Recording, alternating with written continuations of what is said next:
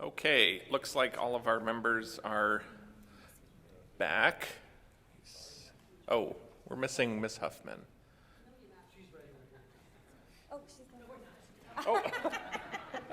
There you go. No worries. All right, looks like we're all here and we're back in session and we have a quorum to continue our meeting. First, just wanted to take a moment to thank everyone for their vote of confidence. I'll try not to disappoint. This will be an interesting year, and look forward to also working with the Vice Chair very closely over the next year. Next item on our agenda today, Ms. Colson is giving a presentation, overview of process and timeline for regular rulemaking. Thank you. I think I should turn on the mic. Good afternoon. Some of you may have been at our first advisory committee meeting. At least I know those of you at the table were, and we talked about regulations and specifically the emergency regulation process, because that's the juncture that the Bureau and the other licensing authorities were at in their regulation rulemaking process at that time. Since then, we have the emergency regulations have been promulgated and are now effective in regulation. They'll be effective for 180 days. We also have the option to readopt those emergency regulations for another 180 days, and that would give us approximately a year that they would be in effect. What we need to do next is we need to follow up on that emergency rulemaking and head down the path of what we call our regular rulemaking process, and those will be the regulations that I think a lot of people refer to as the permanent regulations. Non-emergency is probably a little more accurate because those permanent ones do get repealed or amended over time. So all three of the licensing authorities, the Bureau, the Department of Public Health, and the Department of Food and Agriculture are going to be engaging in the rulemaking process for their pieces of the cannabis industry regulation. So we'll just jump right into it. The Administrative Procedure Act is basically California's process for adopting regulations. We call it rulemaking, so you'll see either regulation or rulemaking, and they're interchangeable when we're talking about the promulgation process. The acts in the government code, I've given you the site there if anybody would like to read it word for word. And the Office of Administrative Law, the place where many of you lodged your comments during the emergency rulemaking process, is a state agency that reviews all rulemaking actions by all state government agencies. The process allows for public participation, it allows for transparency, and it's also very specific in terms of how you must proceed. The authority for rulemaking, a state agency receives authority for rulemaking from the legislature, typically in statute. For our purposes, the Medicinal and Adult Use Cannabis Regulation and Safety Act does grant specifically the ability to promulgate regulations to comply with their duties to all three of the state licensing authorities. One of the really important things, I think, when we talk about rulemaking is the scope of rulemaking. The scope of it is for us to implement, administer, or enforce our duties under the Act. It doesn't allow us to change the Act itself. Over time, we've gotten several questions from people about pieces of the process that are actually in the statute itself. State agencies, we can't change that. We can make it more clear. We can tell you how it's going to work, but we can't change it. One example, I think earlier today there was a comment we had on the taxes and the tax structure. That's in statute, so we don't have the authority to change that percentage or how much that's going to be, but the state agency responsible for calculating that and collecting that will put in their rules about how you go about doing that. So that's an important distinction, and for our purposes here at the advisory committee, we're going to be heavily focused on the regulations and how we use those regulations to figure out how the industry is going to work under the law. One of the key pieces of any rulemaking is an economic analysis. Every rulemaking, every regulation that's promulgated in the state of California has to have both an economic and fiscal impact assessment. Typically, if you're one to look at the different documents filed at the Office of Administrative Law or the Department of Finance, that's what we call our Form 399. You may have seen that one. But for other regulations that are going to have an impact that exceeds $50 million, there's an additional economic analysis that must be done. We call that the standardized regulatory impact analysis, and basically it's a more comprehensive analysis as to the impact of the regulations, not the statute, the regulations themselves, on the California economy. The $50 million can be $50 million in revenue, it could be $50 million in loss.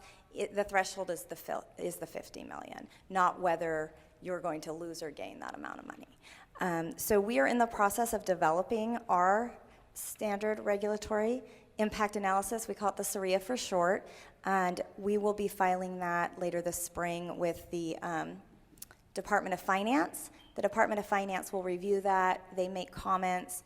We then determine how we're going to proceed with the document based on their comments. The reason this is really important in terms of the rulemaking process is that this has to be done. It has to go to the Department of Finance. They have a certain time to get their comments back to us before the rulemaking package can be noticed to the public and through the OAL process. So that's an important distinction because that does take a little bit of time on the front end before we get to actually noticing the regulations. So the notice, our initial regulation packet, that's what we will do to share with the public that we are planning to take this action, explain what the action's going to be, and what the actual text and terms of that are. So it consists of a notice of proposed action, and that will tell you when the comment period begins and ends. It will tell you what determinations we've made. It'll tell you what some of our other deadlines are, and the laws that we're implementing through the action. The express terms is what most of us think of as the text, the actual language of the regulation or the rule that I know many of you are all reading our current ones. The initial statement of reasons, this is a very lengthy document where you need to go through and explain the problem. For us, it's to implement and regulate the cannabis industry, and the reason why you need each regulation, every section, why you need it, why you're proposing it as you are. We have to identify the information we relied upon to come to those decisions and make other required determinations, such as, are there other alternatives? Are there any mandates for local government? What are the costs of this program? So that you'll see also will contain the economic analysis as well. Once it comes back from finance, it will be part of that document. And then finally, the economic and fiscal impact statement, the Form 399 that we just talked about. Let's talk a little bit more about the notice. The notice is the way we formally begin the rulemaking process, and this is how we let the public stakeholders know that we are going down this road. So what we do is we create a package, and that package that has all of the 4 items that I mentioned up in the initial regulation package slide we just looked at, we will send those to the Office of Administrative Law. And those will be sent so that they can be published in the notice register. The notice register is published every Friday, and in there it provides notice of all of the state agencies that are taking actions related to a regulation. So if you're proposing to create a new regulation and adopt that, if you're amending a regulation that already exists, if you're seeking to repeal a regulation, you will see that. And the notice register is published. People can go online and look at it. I think it's still in print, but I'm not 100% in hard copy print, but I'm not exactly sure. I think maybe at the OAL office, but you can get it online. It's much faster that way. We also have to send notices to those who've requested notifications of rulemaking. I know many of you are probably already on our listserv or on a list to get by mail notices relating to any regulations. So we do that. We also post on our website the notice, the text, and the initial statement of reasons for people to review. And we also have at our offices documents available for review and hard copy there. And once we do all that, and it all happens right about the same time, we've completed the notice requirements, and that kicks off the formal rulemaking process. The most important thing that it does is it opens that public comment period. There we go, public comment period. For those of you who commented and all in our emergency regulation process, we'll have you know that instead of 5 days, you now get 45 days, which is quite a bit more time. So that public comment period, it has to be a minimum of 48 days. The comments need to come to us at the Bureau or the other licensing authority, whoever's regulations they are, in writing. And then there's also the public hearing process. We can schedule a public hearing or multiple public hearings. When we did our MCRSA regulations that we had to pull back because of the change in the law, many of you, I think, came to our regulation hearings for those, so we'll be having regulation hearings down the road. If the agency doesn't automatically schedule a public hearing, someone in the members of the public can request that. Most agencies, especially with bigger regulations, do have public hearings. And then at that hearing, you can provide comments for the record verbally or in writing. So that's another opportunity and another way to provide your comment on any pending regulations. Then after that is the responses to the public comments. Once the public comment period closes, the agency will then take a look at all of those that have been submitted, review them, make determinations, and typically there's 3 ways to respond. One is that we can make no changes based on the comments to the regulation packet. The other is that we can make substantial and sufficiently related changes, which requires a 15-day notice of what those changes are going to be. For substantially related, I think the way you look at it, does it alter the meaning of the regulation? And is it reasonably foreseeable that might have happened based on the package? So a lot of times you'll see changes in dates or something based on public comment. And then major changes. If there are major changes, we go back into another 45-day comment period. It's important to note, though, that these subsequent comment periods typically are focused only on that part that has been changed. So when you get that 15 days saying we've made a change, the comment period would be focusing on that change. We wouldn't necessarily be starting all over. And then once that is done, we will put together our final rulemaking package, or our rulemaking file, as it's formally called. We have an updated informative digest. It's basically the notice with updates to it that are necessary based on any changes that may have occurred during the comment period. The final statement of reasons, and in addition to the information that was in that initial statement of reasons about why we're doing what we're doing, we also have to put a summary of all the different comments and what our response is to those comments. So that's available for public review. And then the final text of the regulations, the final language. Once we get all of that together, we send it to the Office of Administrative Law. We are required to submit the file within 1 year of the date when we noticed, when you got that notification through the mail or in the notice register through our website. The Office of Administrative Law has 30 working days to do their review. And their review, they're going to determine whether they're going to approve or disapprove the actions. They're going to look for authority, which is, do we have the ability to do these regulations? They're going to look at reference. What are the statute sections we're relying on? Do they support what we're doing? They're going to look for consistency, not just within the regulations themselves, but with other laws as well.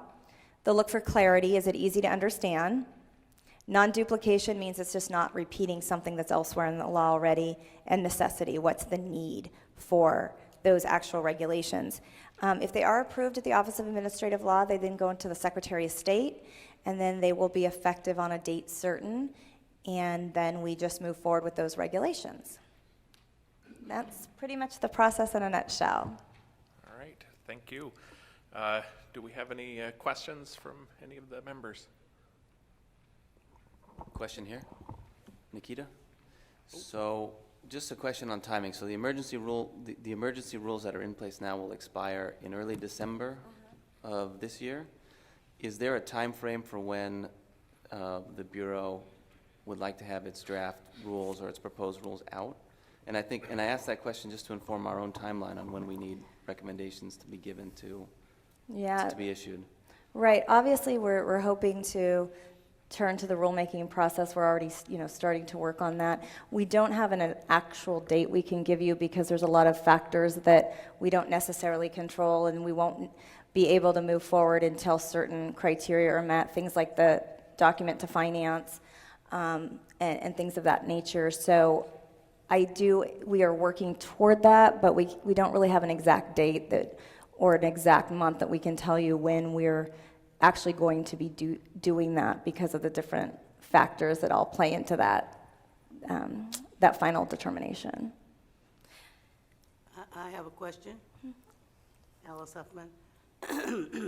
You made a statement in your introductory comments that these rules are made based on statute. And I have a question, since we're here responding to rules that are in statute.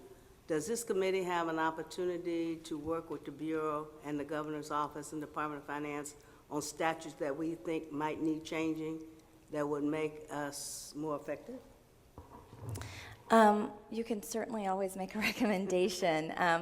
We can't change the statute. You know, that would be something that's going to happen at the legislator's offices, but certainly, you know, people are free to reach out to their legislators. As a committee, to do anything, you would have to do something as a whole as a committee, and we'd have to look at the scope of the committee's breadth. Right now, I believe they're to advise on the regulations and what the regulations should be, but if there's something in statute that impacts that, you could certainly note that in your recommendations. I have a question. Tamar Todd. What weight or how in the process is the recommendations of this committee considered? Like, I know that's in statute how public comment is considered, and that there needs to be a response, and that each public comment is considered, you know, has to be considered and then is responded to. So how will the advisory committee's recommendations, I guess, adopted from the subcommittee or recommendations as a whole, be considered and responded to? Yeah, we will certainly consider them, and I believe we would respond to them too. There's not really in the normal rulemaking process, because you don't always have a committee like this, there's not a separate requirement for committee recommendations, but certainly there's a statute that, you know, sets you up to provide those recommendations, and we will certainly consider them and respond to them as appropriate.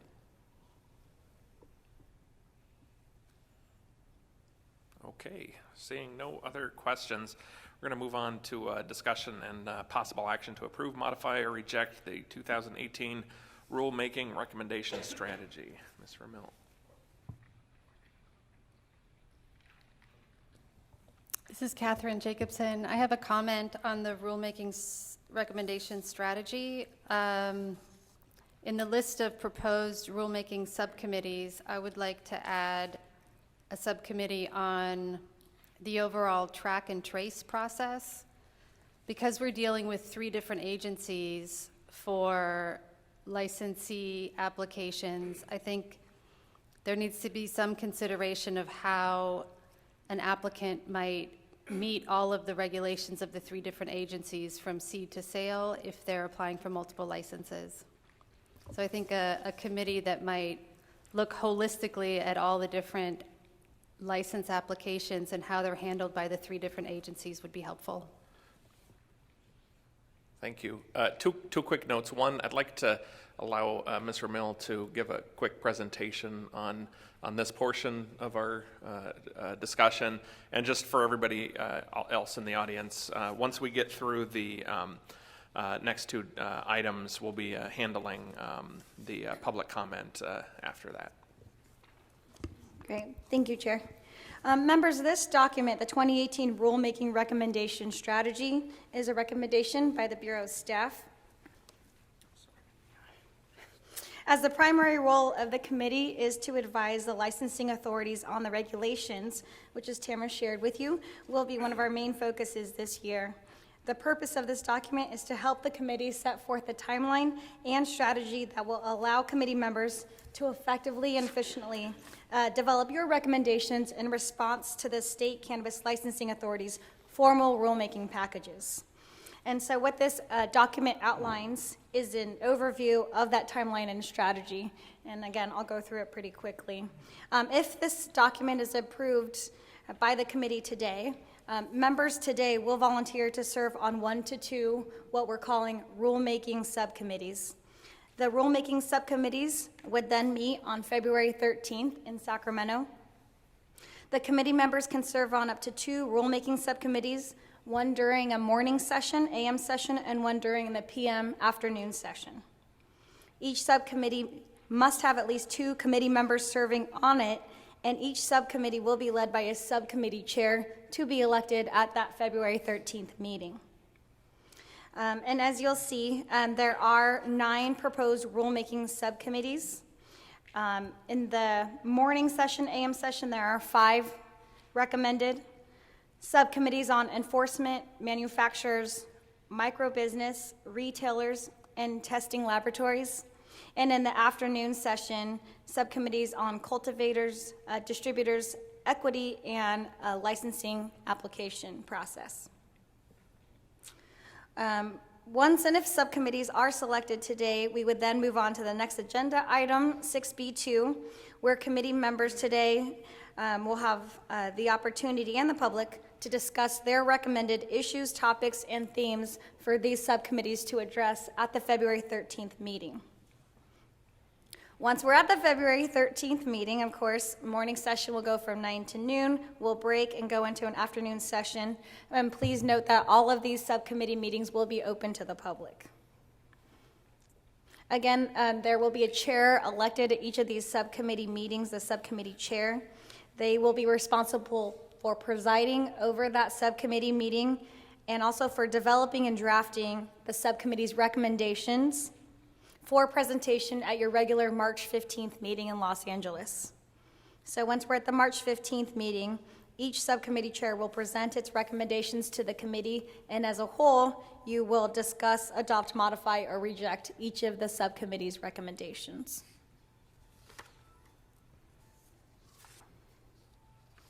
Okay, any questions? Yes, or not a question, but I'd like to recommend that we add banking as a subcommittee.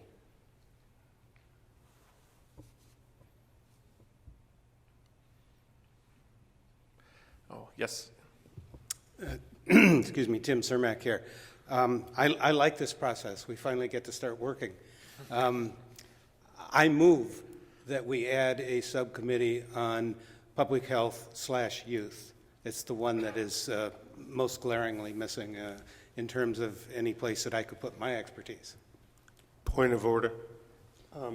Is this the time to deal with what the subcommittee choices should be? And can they, in fact, be modified at this time? Yes, so let's be clear here. We've got 2 items here. One is the discussion and possible action to select subcommittee members. And then the second is discussion, recommended issues, topics, themes for each subcommittee to then address. So if, I think the first, it's the nuance, I didn't write this, but I think the nuance really is, are we moving in the direction to, let's make that an item for discussion, that this is the proper format and an agreed procedure for doing this, and then we can move on to the discussion of adding additional items and then hearing public comment on that as well. Chair, I have a point of clarification. To select members. But if we don't have the subcommittees established per concurrence, then we can't really put it. Chair. Yes. I have a clarifying question. Are these subcommittees for the sole purpose of the February 13th meeting, or do these subcommittees remain standing? Yeah, no, they're for the February 13th. So there will be the opportunity to have another subcommittee at a later date? Correct. Mr. Chair, I would just raise, Dr. Chair, I would just raise a concern about timing. Now, in LA County, we had an advisory committee. It was smaller, it was 17 people, and it wasn't as formalized as this. We did everything by consensus, which probably took longer. But that committee, that group came up with 65 recommendations, and it took us 8 meetings, and some of those meetings were 8 hours long. And I'm concerned that just the strategy as a whole doesn't allow for a full vetting of the issues that are likely to come up. I can see this group coming up with many more than 65 recommendations. And if we're being asked as a group to vote on all of those in the March meeting, we're just not going to have the time to do it. So I would ask for consideration from this body if we wanted to actually break this out into 2 sessions so that we perhaps have the subcommittee meetings in February and then have 2 days of committee discussion on the recommendations, just to give us time to get through it. Well, I think we have a couple of issues here. One is timing, and from the ability for the Bureau to be able to establish its final regulations. And so we have to sort of work within that timeline. And I think I recognize your point, and I think everybody would agree that longer vetting is important, but we have the timelines that we're dealt with, that we have to comment with, and so we have to be as efficient with that as possible. And then two, I think the other issue is we're not talking about the, any one of these subcommittees, just to be abundantly clear to everybody here. It's not just about, it's not about the topic generally, right? It's about how that's being represented within the regulations. And so that would be the focus of that discussion. And I think, the day session on the 13th should be able to help vet a lot of those issues, hopefully. So, and I know we all sort of represent different aspects of the industry, so hopefully between now and then, once we select our subcommittees today, we'd have, a little bit less than a month to, speak to our counterparts and, interested organizations to get their input and feedback as well, and bring that to the table on the 13th. So if I can just respond to that, I think that goes back to my question on timing. So as I understand it, and I don't mean to annoy everyone with this question, but I just want to know, is there a drop dead date when we need these recommendations out to allow the Bureau to consider them? And that's really was the point of my first question, not to sort of, build a wall around a date certain, but just so we know, is March the last time that we can really inform you on this year's permanent rulemaking process? And maybe that's a question for council again. Right.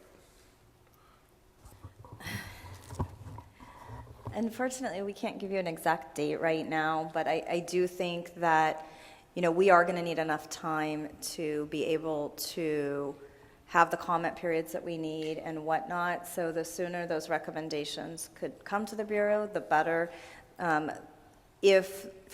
For us to consider those recommendations in terms of what the notice package might look like. After it's noticed, of course, we still have that comment period. So I do think your strategy of trying to do as much as starting in February and doing as much as you can in March would be helpful in terms of getting information to the Bureau for feedback that we can consider. But obviously, the regs aren't going to be going into effect till sometime later in the year.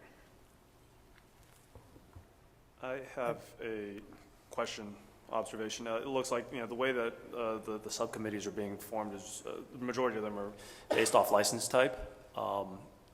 Then the question becomes, certain rules and regulations are going to span across license type. I think Ms. Jacobson talked about, track and trace, which goes across, and packaging regulations, labeling regulations are probably going to span across. How do you deal with that efficiently versus having two separate subcommittees talk about those, or could there potentially be another subcommittee on inner license, issues? I don't know. So really nothing in my knowledge base has changed in the last 45 minutes from where I was earlier. So best to direct that question towards staff, I think. And that is a good point. I think that, again, this document is a starting point from staff to the committee. If you feel that there is a better way or something additional that the committee would like to do to make sure those recommendations align with each other, you have the opportunity to do so now through this discussion. Yeah, if I could be recognized. I think there's also, if we have a date certain or an approximate date certain, I'd propose we look working backwards.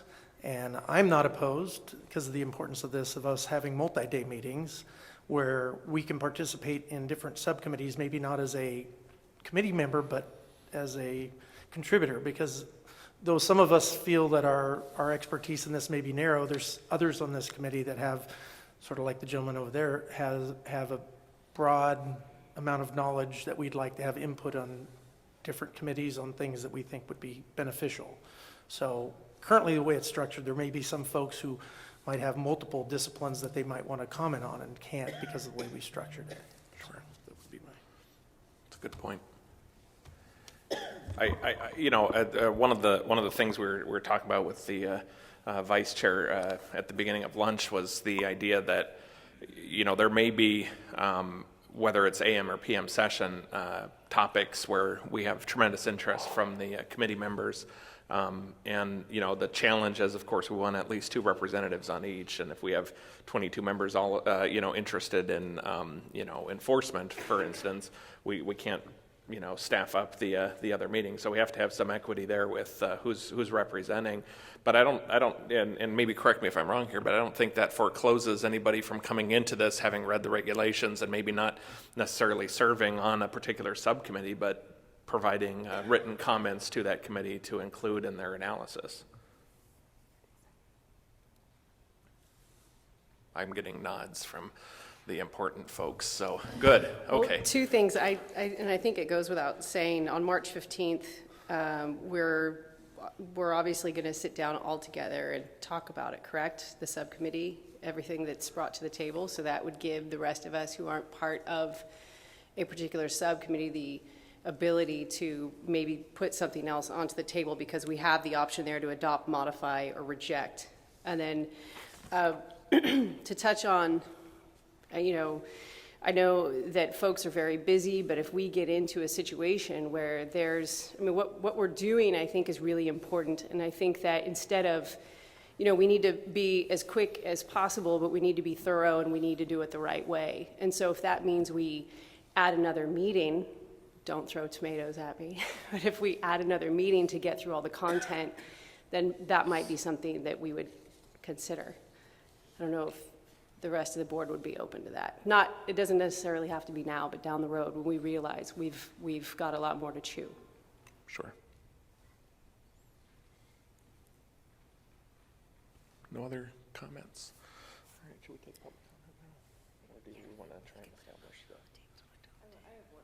One more comment that's maybe a suggestion, because I'm a little bit torn, because I sort of agree that having, like, my experience with these processes is that it is a very unrealistic timeline to give, say you're going to meet for a couple hours in the morning and come up with all your recommendations on this section, and then a couple hours on a different topic in the afternoon.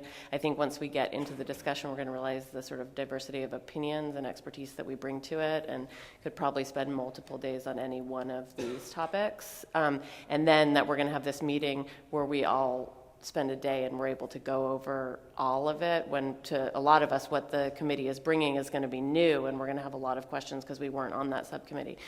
But then the other tensions, like, I'm not sure, given the time frame that was laid out and how difficult it is to schedule additional meetings. So I'm wondering if there's not a way we could incorporate a process where this is very much framed as our initial recommendations and topic areas that we're concerned around, to sort of alert the Bureau to them before the rulemaking process has started. But then the committees either maintain their function or have additional meetings where we have time to work up the more detailed regulations. And it may be that, there is the notice given out and the comment period starts, but we're continuing as a committee and as a subcommittees to give input that's going to be considered before the rules are final, even though it's not, at the very beginning before the first draft of them goes out. So we can have a longer, more thorough process, and it's not going to feel sort of perfunctory because we've crammed it into, like, basically the work of the whole advisory committee into a 2-meeting period that are the crucial meeting. So is that a motion? No, so maybe we just, since we are talking about the recommended strategy, if you'd propose that as a motion, maybe recommending that we build into this framework flexibility to add meetings as necessary. Okay, so I move that within this strategy, the work of the subcommittees remains ongoing, and we develop on future agendas and meetings the opportunity for the subcommittee work to continue, and to continue to inform the advisory committee and the licensing authorities. And I second that motion. Can I make a friendly amendment? or at least a clarifying point, is that those follow-up meetings could be conducted via phone conference call potentially. Is there anything in our regs that ban us from having a phone conference call that's open to the public? Yes, there are. No, actually. There, under Bagley-Keene, there is allowable for, Right. conference calling for meetings, but there's some very specific requirements. You know, that has, at each place where a board member may be, those have to be publicly noticed and publicly accessible. Right. The other issue sometimes that can come up is that if you notice a certain site, and for whatever reason you can't get a hold of that site and the video conferencing, Right. that can stop the meeting. You Right. wouldn't be able to go forward, but it's certainly something that's not strictly prohibited. There are just some very specific requirements. Correct, thank you. Yeah, just to follow up, we've tried that before in other commissions that I've been involved with, and it adds a layer of complexity depending on where that member is located, whether it's a public or private property, and you know what to call in, and it can derail the meeting, and I'd say just not to necessarily add that layer. I know we're all busy, I know it's difficult to travel and so forth, but just not to, at this early of a stage, to add that layer of complexity. I'd hate to see everybody get organized for a meeting, and then because of a technical error or something, that the meeting is pushed off, so. Okay. I had a question more along the lines for clarification purposes.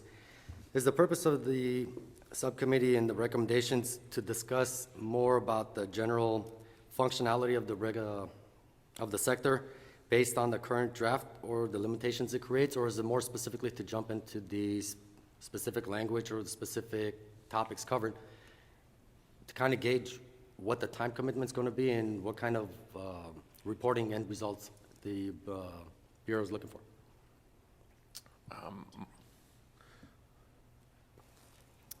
That's really a committee decision.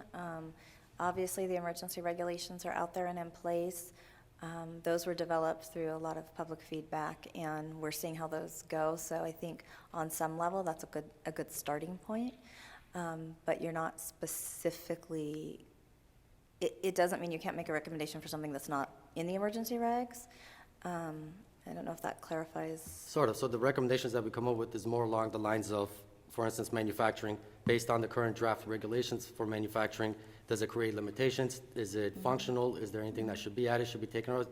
More along the lines of generalities, or more specifically, for instance, dispensaries, instead of 8 to 5, whatever, they can be open 8 to 8. I think it would be okay for the committee to do either both or whichever way makes the most sense to you. You know, the statute says that you'll give us guidance and recommendations, and you can approach that in any way you can. Of course, I would say that sometimes when you are providing that, the more specific you can be, the easier it is to, I think, evaluate the options and consider that. Thank you. A question, unless I misheard something. Did one of you indicate that the subcommittees would be one time only for the meeting coming up in February? I think the motion on the table was to extend those subcommittees beyond just the meeting in February. Oh, there's a motion? Okay, I must have understood. I have a question. Will we have access to public comments that we can incorporate into our discussions at the subcommittee meetings?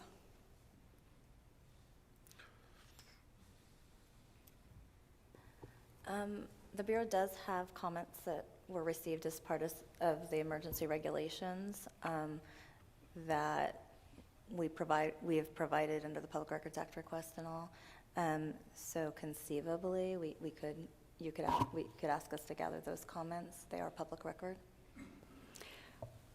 I can imagine that there are ongoing public comments into how the regulations will be drafted, not the process, but what will be in the regulations. And so since we're acting on behalf of the public, it would be good for us to have some visibility into what the concerns are from the public as we debate these various issues. And to add to that, if you'll notice in your meeting minutes from November, the public's comments are included in those minutes and will be so going forward. Just to clarify, though, could we, I believe what we're asking for is the comments that were made during the interim or the temporary rule-making process. Would that be something we make a motion for, to be provided those comments? Or you can do a motion, or you can also just make a request to the Bureau. So yes, so those are, we do have comments that came in during the emergency reg process, and we do have those available at the Bureau as part of the public record. So I'd like to make a motion that the advisory committee be provided those comments so we can better come up with sensible rules.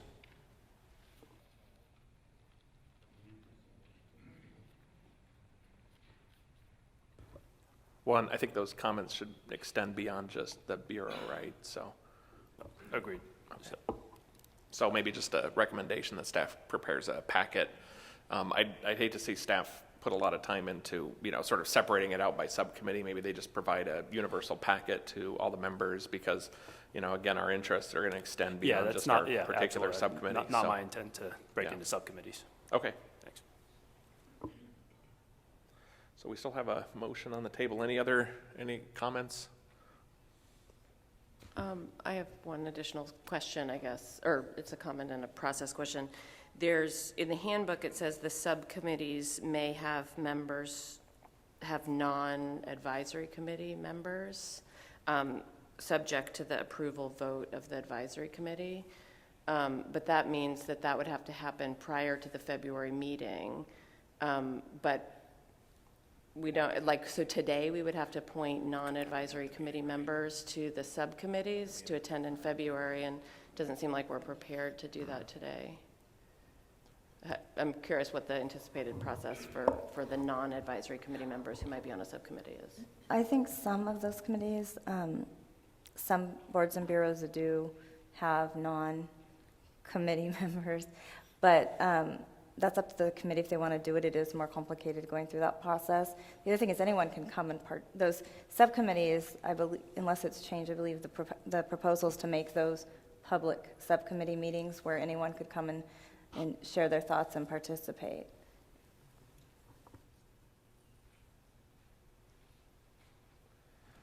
Yeah, I would think it's a little too complicated between now and the 13th to be able to bring everybody back together with, recommended additional members, to add. I'd say, I would think it would be a lot more efficient just to make sure that the folks that in the industry or colleagues or whatever that need to be there show up to those meetings, show up to the subcommittees and participate. It's going to be a public forum, so it shouldn't necessitate, a formal adoption by this group to. Well, that makes sense, except that it says that there's going to be a formal adoption by this group in the handbook that we approve. So I was curious if that has to happen or if there's a process. And the handbook, I think, gives the opportunity for the committee to do Okay. so. You're not mandated to do Okay. so. And if they do, I guess, move forward, then it could happen after. What we could do is that if, after our next meeting, we feel that we need some expertise to join the committee, since it's allowed to continue at the chair's pleasure, we could make a request that we add some public members to the advisory committee for future meetings if we were going to do that. Is that not correct? Correct. You mean for the subcommittees, right? Not the Yeah. committee itself. Thank you.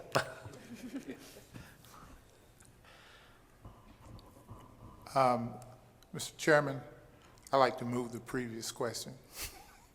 All right, so we have a motion, we have a second. Do a roll call vote, please. Mr. Burbulian? I'm sorry. Can we repeat the motion, please? Yeah.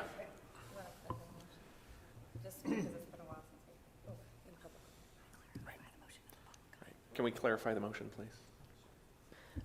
So the motion was to allow the subcommittees to continue to stand past the February 13th meeting and the recommendations on the March meeting, to continue the work and continue to figure out a way to meet so that the work of the subcommittees can continue to inform the Bureau in their rulemaking process as it proceeds throughout the year.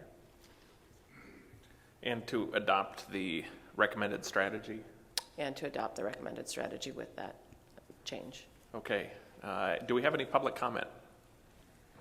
Well, there they are. All right. If you wouldn't mind coming up one at a time. And there's 3 seats up front if y'all want to grab a chair. That way we can just kind of roll through the process. And when you see an open seat, if you're in the queue, just go ahead and jump on in. Yeah, it's always good to have partners. 2 questions. Well, on the subcommittee agenda, will that be like online? I would think it should. That's my suggestion. And then the minutes from the subcommittee, even though those minutes haven't been approved, but if they can be online.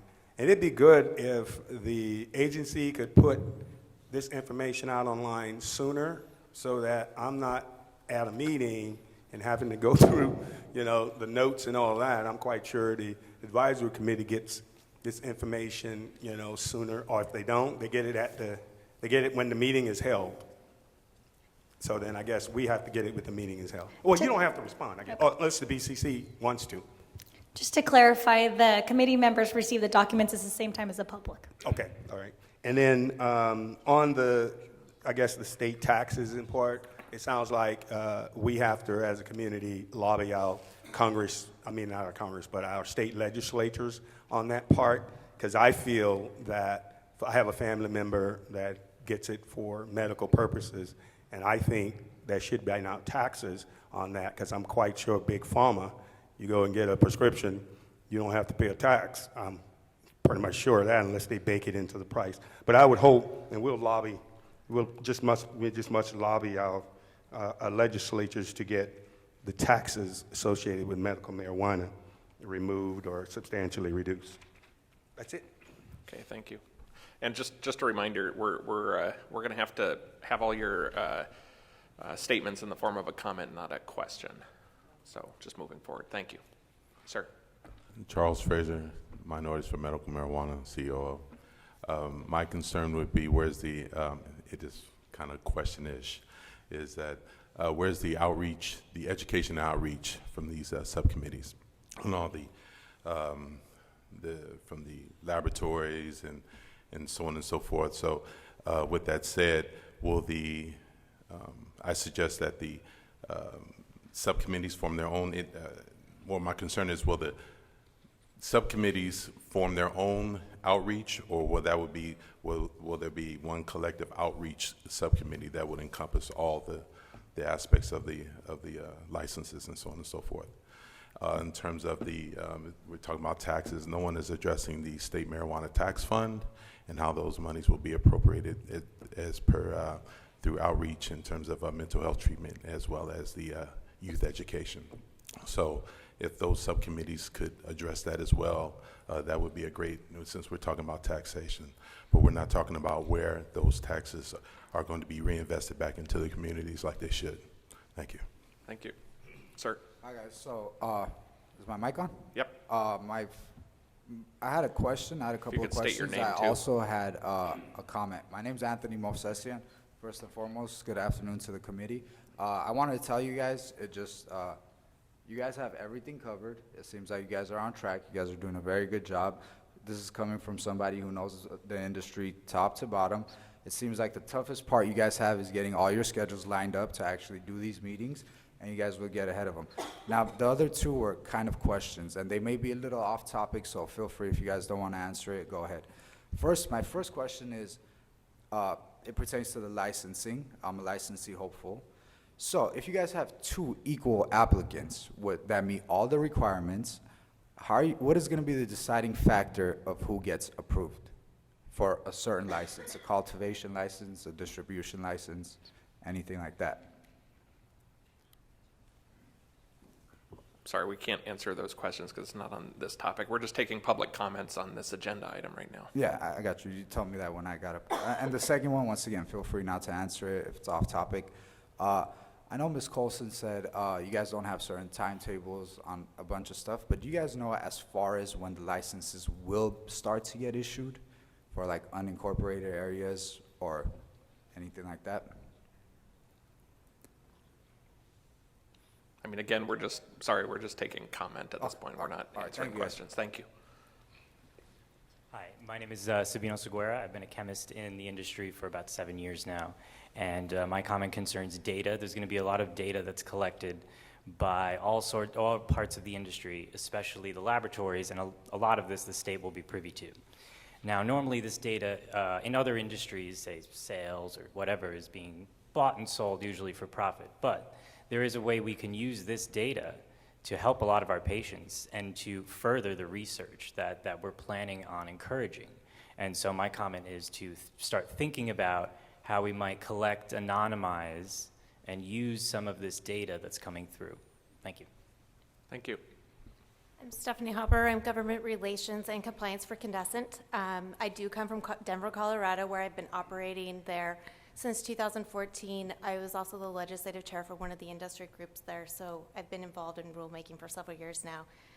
Coming from my experience, I would highly encourage you guys to have more than one meeting. Does not appear to be enough time to really get through and understand all the rules and regulations. I also highly encourage you to bring people who are actually operating in the industry, because the intent of a rule doesn't always translate when you implement it into actually running a cannabis business, and that is a very important thing for the state of California to understand how the rules can work to protect public safety, but also encourage businesses to be successful. Thank you.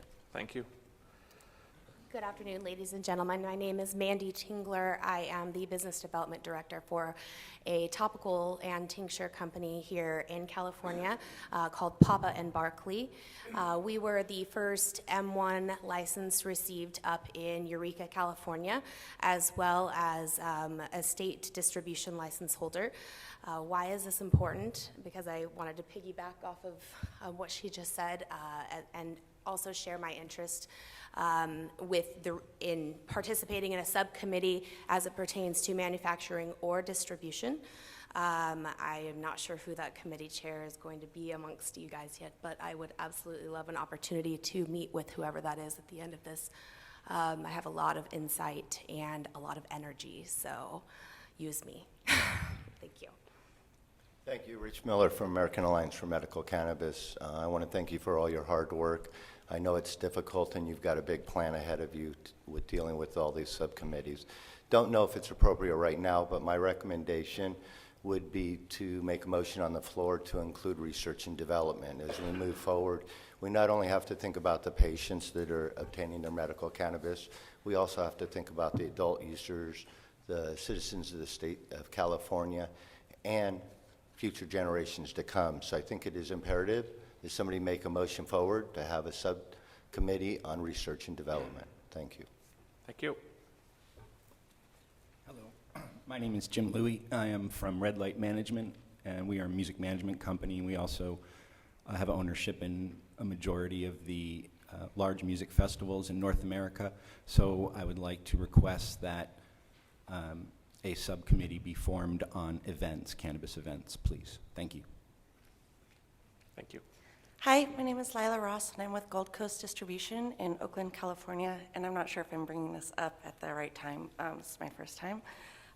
But I'm concerned about the permit licensing that's happening in Oakland, because currently there's about 85 equity applicants, or I'm sorry, non-equity applicants that are waiting for equity applicants to go through, and how that is holding up the process in order for the businesses in Oakland to proceed and get through with their temporary license. So it's a concern of mine that a lot of business is being held up in Oakland. I'm just hoping that you guys will be able to address that. Thank you. Thank you. Mark Whitlow, interested in forming a testing lab. I'd like to support the gentleman who made a motion to put banking on the set of committees. Banking is a critical path in order to get the illegal activity out of this, to be able to follow the money. It's challenging. The treasurer of the state of California put out a very good memo on that. I hope you guys have all read it. And so I would be in favor of that. On a second part, I'd also like to comment, maybe you would want to, with your people who are coming in with ideas about the regulations, to have them write them up or have them present their ideas so that it's a little more formalized. You can vet them maybe in advance so the committee knows what they're looking at. It's just kind of to streamline the process. Also, writing things down tends to give you a much clearer definition of what you really want to talk about in that regard. Thank you. Oh, and I'd like to thank the Bureau for doing a great job.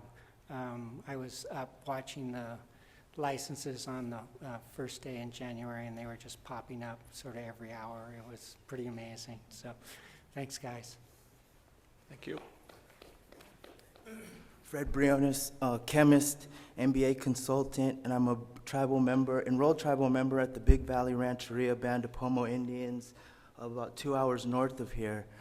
And the issue is I'm trying to start a lab, but then I'm hoping that the biggest customer for my lab will be tribes. But then tribes have their own sovereign nations. We're ruled under the federal government, and we have no jurisdiction, state has no jurisdiction over us. But what I'm trying to say is, like, there's this huge black market with the tribes, and we want to come out of the shadows, but we need some kind of regulation. There has to be some type of regulation. So the issue I'm faced with is, if I have my lab and then the tribe is my customer and they're operating an illegal business, will I also be in trouble for operating with the tribes? Therefore, going forward with this, there has to be lots of clarity for the tribes, give us that pathway to come out, because right now, like I said, we're governed by the feds, but we need some type of clarity with the Bureau, with the state. So please help us. Thank you. Hi, my name is Lindsay Robinson, and I'm the Executive Director of the California Cannabis Industry Association. Thanks for letting me say a few words. We are one of the largest trade associations in the state representing the cannabis industry. We have over 400 business members that represent 600 brands throughout the state and over 5,000 employees. And I just want to offer us up as a resource if anyone ever wants to tap into our network for, in terms of having folks be on the subcommittees, or any advice or anything that folks would want to utilize us for. We want to make ourselves available. I'll make sure that folks have my contact information. But just want to applaud the hard work of the committee, and certainly Lori and her team at the Bureau. Thank you.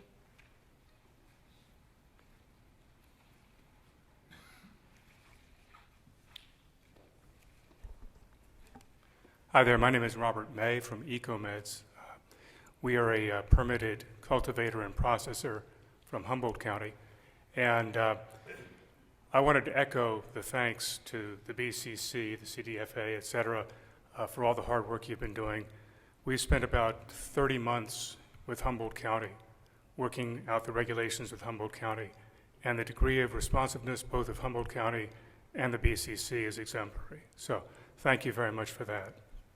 I also want to echo Keith Stevenson's recommendation that a banking subcommittee be formed. I think that's very important. And then finally, I think these opportunities for public comment are really important, because it reminds us of the unseen and the unspoken. And I'm very happy to have Kristen Nevedal from Humboldt County down here. She knows this story, but almost 40 years ago, I was hiding under the bushes when helicopters were overhead. And to drive up here today and see billboards advertising cannabis for sale is pretty amazing. So there's a lot of rural growers in the Emerald Triangle who are struggling to get their product to market, struggling to make sense of the stacks of regulations that I and everybody else have on our desks. And I want to continue to participate as a public participant in these meetings, but I also want to remind us of all of the folks who can't make it down here, and to keep in mind the practicalities of small businesses throughout California who will be paying the taxes to generate the revenues, to see the benefits of what we've all worked very hard to make a reality. So thank you very much. Okay, thank you. Seeing no further public comments, gone. We're going to move on. We have a motion on the table, but one of the things we need to address are the subcommittees, I think. And I've heard several things. We've talked about track trace, banking and finance, and others. So maybe we could talk as a commission about the concepts here of what we'd like to see, and maybe take them all individually rather than one at a time. So let's start with banking and finance, perhaps. Excuse me, is it possible to combine a couple of subcommittees together, such as the enforcement subcommittee with the public health and youth that was proposed? Just want to know if it's possible to combine subcommittees, or should we leave them? We could do whatever we want, sure. Is that your, let's see, is that your recommendation then? Yes, I think some, you know, I do recognize that we're a body of 22, and, you know, presently we have 9 subcommittees stated with an additional 3 that's been recommended, which would, you know, increase it. So just want to make sure this works the best way possible, and that we think about how we move forward, and if some issues actually dovetail the others, such as the retailers and distributors subcommittees. I think that those are both in the same wheelhouse, and they go hand in hand to some extent. Yes, sir. It's Tim Cermak. I really would oppose putting enforcement into public health youth, because enforcement covers so much more. It's going to cover how to be helping local enforcement deal with people who are outside the licensing process. It's going to deal with DUIs, and a whole set of things that goes beyond the public health and youth regulations. I actually put a motion on the table. I don't know if it was deemed out of order or died because there wasn't a second, or... Just make, yeah, we've got a motion, but just make the recommendation. Part of the discussion is fine. Okay, but I would not recommend putting those two together, because it would dilute the large amount of work that has to be done simply around public health and youth regulations. So I'd like to speak in favor of Dr. Cermak's proposal for a subcommittee to really address the, you know, what in the proposition is the youth education, prevention, and early intervention and treatment, which I think echoes some of the public comment that we've received. This is an important part of the regulations, and it does address, you know, ultimately where a lot of the dollars from the taxation goes, and it's an important aspect of the regulations, and I would propose it be its own subcommittee as well. This is Catherine Jacobson. I like the idea of having fewer subcommittees, and it seems there may be some overlap, and I welcome discussion on this point. The equity subcommittee, for example, might fit into the licensing application subcommittee, because those two seem very closely connected to me. The subcommittees really seem broken out.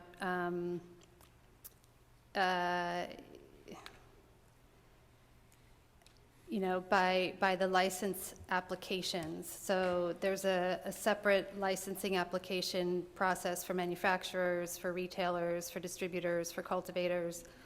And we do need to understand how the different agencies will work together with applicants who might be applying for multiple licenses. So how can we as an advisory committee come up with better categories to keep the number of subcommittees as low as possible, but still address all of the important issues?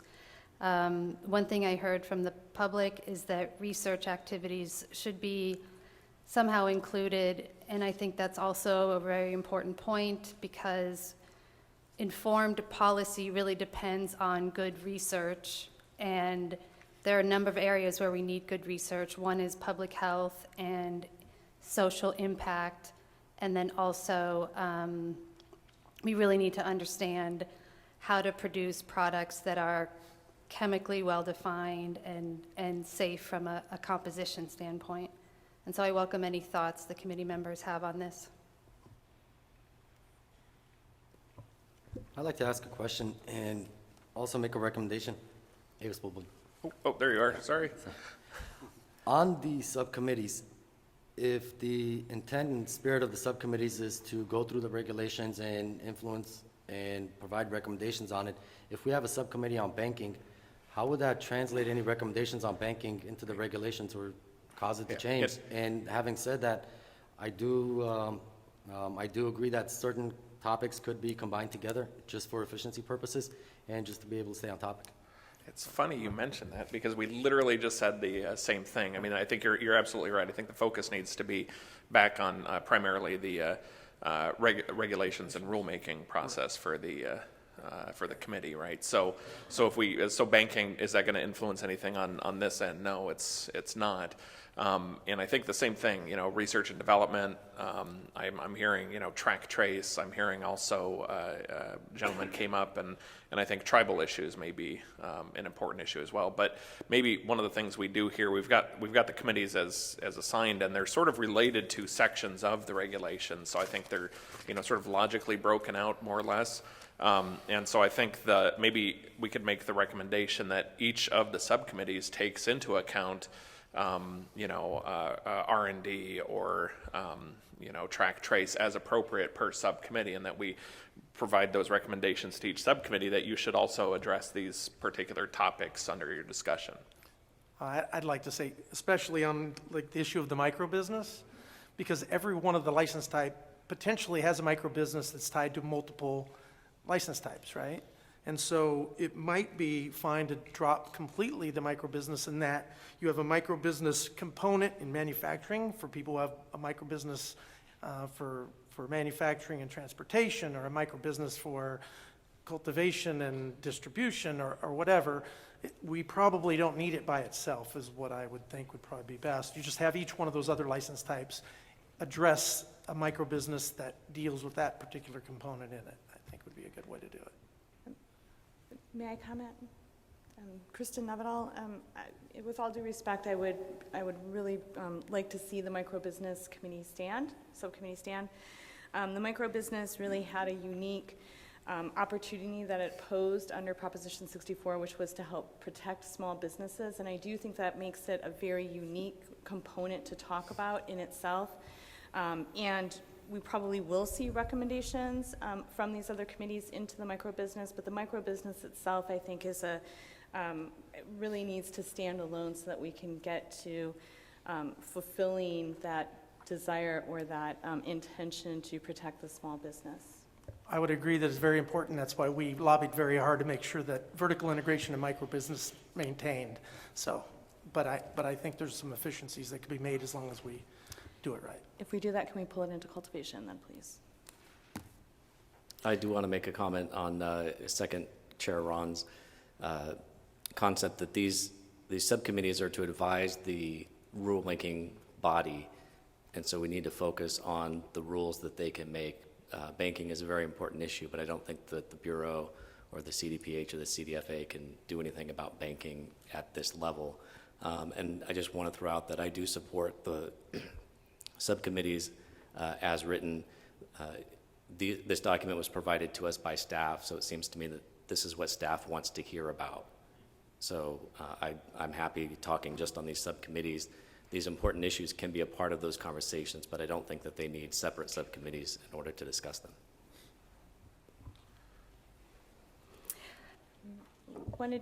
I wanted to just remind everyone that the track and trace is directly related to the regulations, and I think there's some confusion about how each of the different branches, so how licensees with a manufacturing license or a retailer's license or a distributor license are going to coordinate their activities in order to meet the track and trace requirements. So that is directly related to the regulations, and I think research activities also directly related to the regulations, because there are monies set aside in the regulations for research, and I think the point of that is to inform future policy. So it may not need to be a separate subcommittee, because we do seem to have a lot of subcommittees, but I think we can talk a little bit about how to make these more efficient by combining some of them and making sure that these track and trace issues and research activities issues are adequately addressed. I just want to, I do think there's the need to add a few new subcommittees, but I'm sort of thinking that there's kind of two categories of subcommittees that maybe if we identify them each, it might help us not have redundancies. It seems like the subcommittees that were pulled out are to match the regulations that were written, right? The different sections, and perhaps in breaking out those into subcommittees, we can also identify for the subcommittee which chunk of regulations they're focusing on. So it's a little more narrowed in that you're working on those issues, whereas there's a different subcommittee on licensing that's going to be talking about the definition of owner that's going to apply across a number of different subcommittees and license categories. So it's almost the subcommittees are identified, and then also the chunks of the regulations that they're charged with reviewing and commenting on. But then there's some other categories that I think are like equity and I think health, and perhaps something like track and trace, that are issues that need to be discussed that may be sprinkled out through all the regulations. There may be issues of equity and issues of health that affect all sorts of categories of regulations and different license types, and I think those committees are also important, and to charge them with looking through the regulations as a whole and talking about where does this intersect with public health or youth, and making recommendations holistically. So maybe we can have, like, acknowledge that we're having both categories, and keep these, and then add a few without adding such a large number that it becomes unwieldy or we don't have enough members to staff them all. Yeah, Nikita, so I'm of the mind that, and this goes back to my big concern about timing, I'm of the mind that consolidating is probably a good idea for two reasons. One, we can address the major issues that are coming up and not get lost in the details if we're only doing this in one meeting. We really have to prioritize our comments to the major issues, and I would support a caveat in our whatever report we put out that we're extremely time limited, but also just in terms of participation, if we have 12 subcommittees, then I can only participate in 2 discrete areas of those subcommittees, and I would like to be involved in more, and some of us might want to do that as well. I strongly support the public health and youth subcommittee. I see public safety and compliance as another consolidated area that we can look to. Retailers, distributors do kind of go hand in hand, in my opinion, as well, agreeing with the comment over here. Cultivation, manufacturing, micro businesses, there are distinctions, absolutely, but that might make sense to handle them all in one committee. Product safety, I mean, that's its own thing, and it goes across lots of different things. It covers testing, it covers just environmental sanitation and things like that, where we do have regulations that are quite important, and inequity and licensing. Those are the broad categories as I see them, and that would bring us down to 6, I think, 3 and 3. So if I'm not going to make the motion, but I'd like to start that discussion, because I think that we really, if we break this down into many different subcommittees, we lose a lot of expertise, because we're going down to 2 members, maybe 3 members, and while we are combining topics and there is some discussion that it's valuable to keep them separate, we also have to consider our resources as a committee and how much time we have to do it. So that would be, I'd like to start that discussion, and I can repeat those again. Public health and youth, public safety and compliance, retailers, distributors, cultivation, manufacturers, micro businesses, product safety, and equity and licensing. And I know we have a motion on the table as well. So.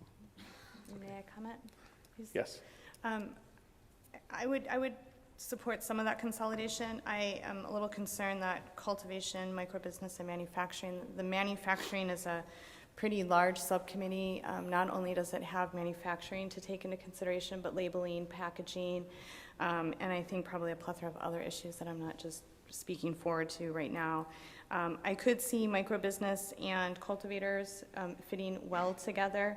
And then I don't know what the protocol is for the subcommittees to interact, but possibly if microbusiness moved into the cultivator subcommittee, then we would be able to have more input from folks working in the manufacturing subcommittee, because then we would have manufacturing in the AM and cultivation and microbusiness together in the PM session. Additionally, we did have public comment expressing interest in events subcommittee. I'm not sure if events would then fit into retailer and distribution conversation. If those two were merged, that might be an appropriate spot for that conversation to occur. So just further consideration for discussion. This is Avis. To add a couple of things, I think it really comes down to perspective. I really do support the way the categories are broken down. I do think that each sector of the industry does need its own representation. Under a micro business, you do cover basically the full chain of custody in the entire ecosystem, but we do need to recognize that the industry is an ecosystem that does have consequences and effects, that does touch on public health, that does touch on banking, that does touch on youth and a lot of different other subtopics or primary topics. But I think to focus on the regulations, to focus on the industry, to focus on the different sectors of the industry and make sure that each sector is represented, if we can do that, obviously responsibly, but if we can focus on that, everything else sort of falls into place, where if we can focus on the banking side or the public health side being taken into consideration as we discuss cultivation, for instance, or manufacturing or dispensing or distribution, I think we will be much better represented if we do stick to the core topics that have been outlined, because going through these topics, the entire set of regulations are basically covered. The only additional change I would request or ask for would be the track and trace, because track and trace is foundational, it is fundamental, it does cover the entire industry from seed all the way to the point of sale. Different sectors of the industry have different issues, have different obstacles when it does come to track and trace, because there's an expectation to maintain chain of custody as it goes from sector to sector. And if track and trace is limited to sectors and as a discussion point per sector, I think that's where there might be a little bit of a disconnect, and it might justify and warrant a separate subcommittee strictly to discuss track and trace from the point of sale, from the point of seed all the way to the point of sale to an end user.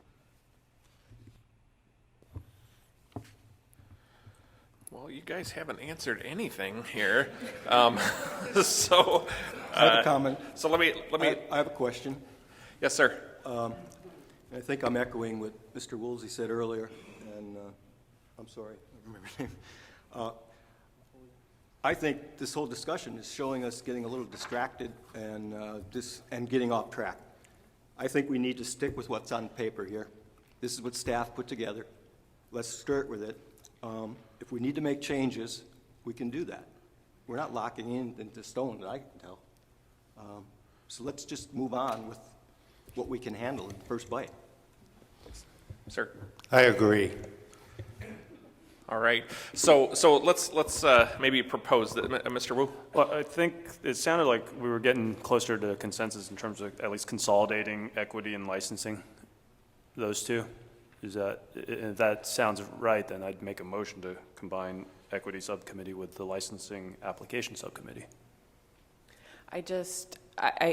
My only concern about doing that, and I think it could be done, but sort of with the understanding of what the committee is covering, is that I think that there are obviously equity issues that don't necessarily have to do with licensing, and licensing issues that don't necessarily have to do with equity. So there's overlap, but I wouldn't want the committee to be limited in only talking about access to licensure when there's also revenue streams and other things that go to the issue of inclusion and equity. Sure. And similarly with licensing, there's areas that are important that don't necessarily go to that. I agree with you. I think right now, we're struggling with there's only so much time in the day, and we want to be efficient, but we want to address all these things. So what's the best way to do that? So, and I think the other consolidation we had talked about, or someone mentioned, was consolidating microbusiness with cultivators.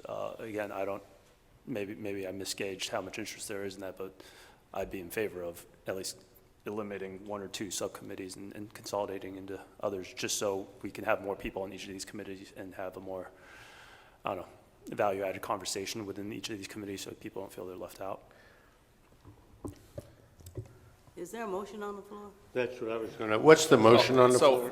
So we've got several competing motions. I think the first thing we need to address, though, is because we've got two sort of universal concepts out here with the members. One is we're comfortable with the committees as is, and addressing things like public safety, R&D, track trace could be integrated into each one of these components as part of the dialogue and review. And then the other is to potentially consolidate or add, additional subcommittees to the list. I think rather than continue, because I don't think we're going to necessarily reach consensus the way we're moving this ahead. Maybe if we could just deal with the motion that was proposed originally, where we're talking about, just sort of adopting as is this to see if it passes within the committee. And we could do a voice count on that. If it passes, then we adopt as is, and if not, then we move forward with further discussion. So I will take a motion with that. I want to make a motion, but I have to ask what happened to public health and youth. All responsible? Yeah. I move we follow what's presented to us on paper and see how it works. I'll second that. Does that point of clarification? Sorry, it's a new motion on the floor, so we have to go back to public comment. Anyone, of course, come on forward, sir.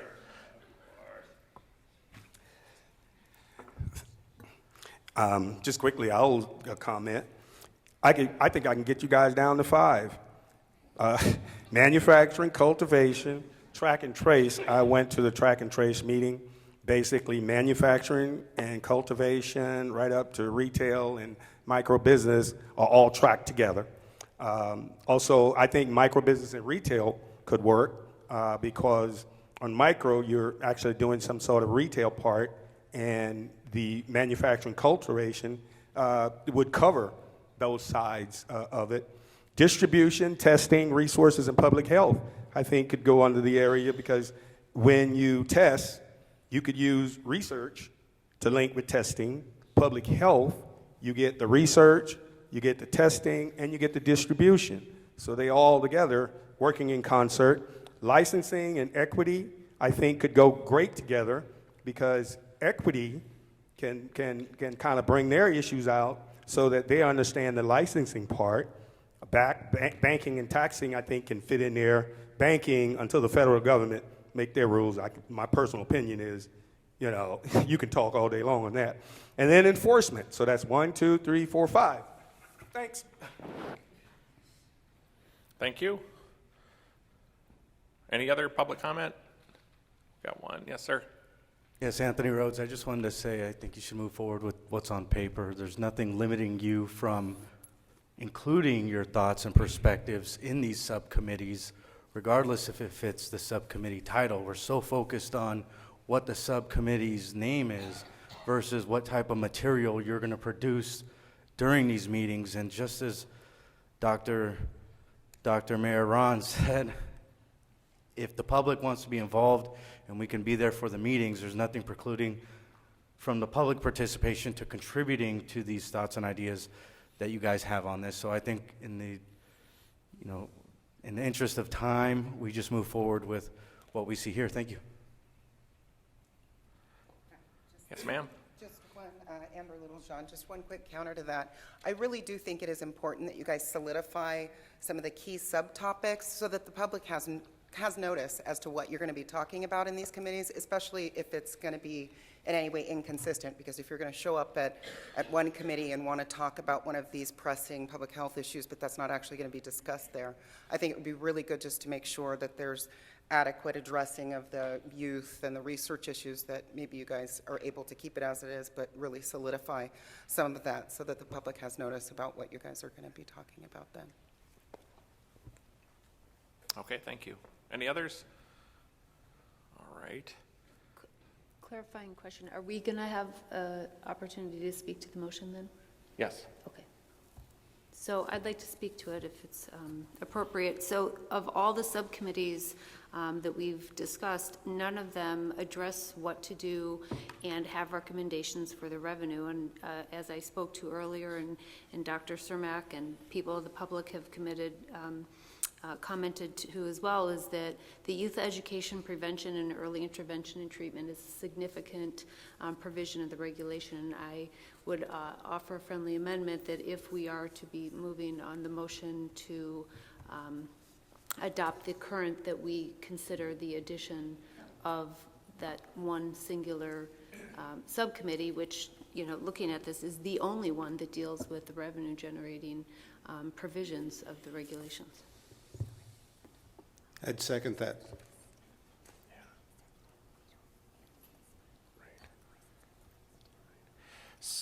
So just to clarify, I think what you're referring to is a state mandated fund that's being collected, and it's not something that the Bureau has direct control over.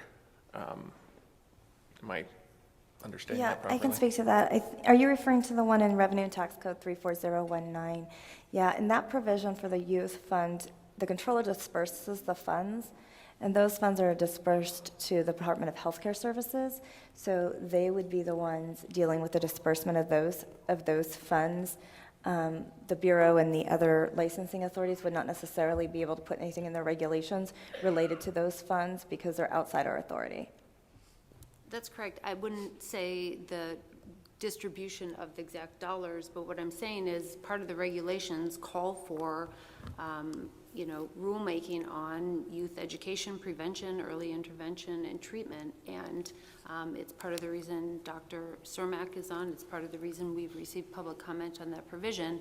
And I think it's an important subcommittee that has been brought up several times by several members on both the public and the advisory committee. So again, I would ask the advisory committee to consider that subcommittee. Dr. Cermak. Oh, I'm on. I would have to vote against the motion that is on the table here if it excludes a separate public health youth subcommittee. If you look at the regulations, in the emergency regulations, the vast majority of them are about regulating the industry. And so most of the conversation is going to be about regulating the industry, as it should be.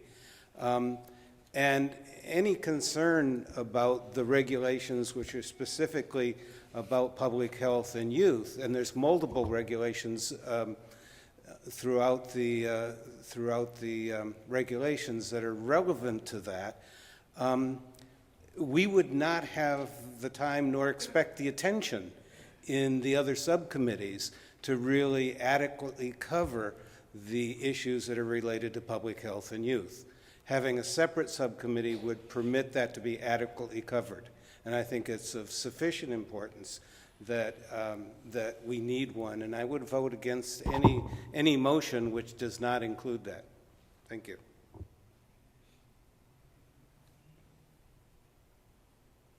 Okay, any other comments? No? Seeing none, we still have the original motion on the table. Are we good with a voice vote? Amendment. Are we voting on the amendment to the motion? No, we're working with the motion that we adopt as recommended by staff. And my understanding is we had a motion and a second. So can you repeat the motion? I mean, does it include the health subcommittee or not? It does not. Okay. Mr. Bobolian? Aye. Dr. Cermak? Nay. Mr. Clifford? Aye. Mr. Dombrowski? Aye. Mr. Farrow? Nay without the amendment. Ms. Heidelbeck Teramoto? Aye. Mr. Harada? Aye. Ms. Huffman? Aye. Ms. Jacobson? Nay. Dr. Leff? Nay. Ms. Lynch? Nay without the amendment. Ms. Nevedal? Mr. Nikita? No. Aye. Ms. Peck was aye. Chair Ron? Aye. Mr. Stevenson? Aye. Mr. Sweeney? Aye.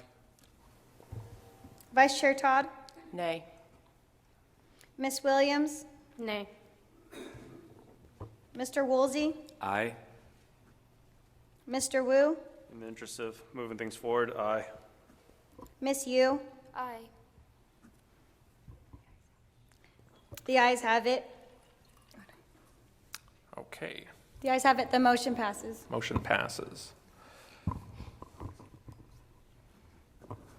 Mr. Chair, even though that motion has passed, it is my understanding that some of these other points can still be dealt with, but within the context of what has been laid out. Is that correct? Is that your understanding?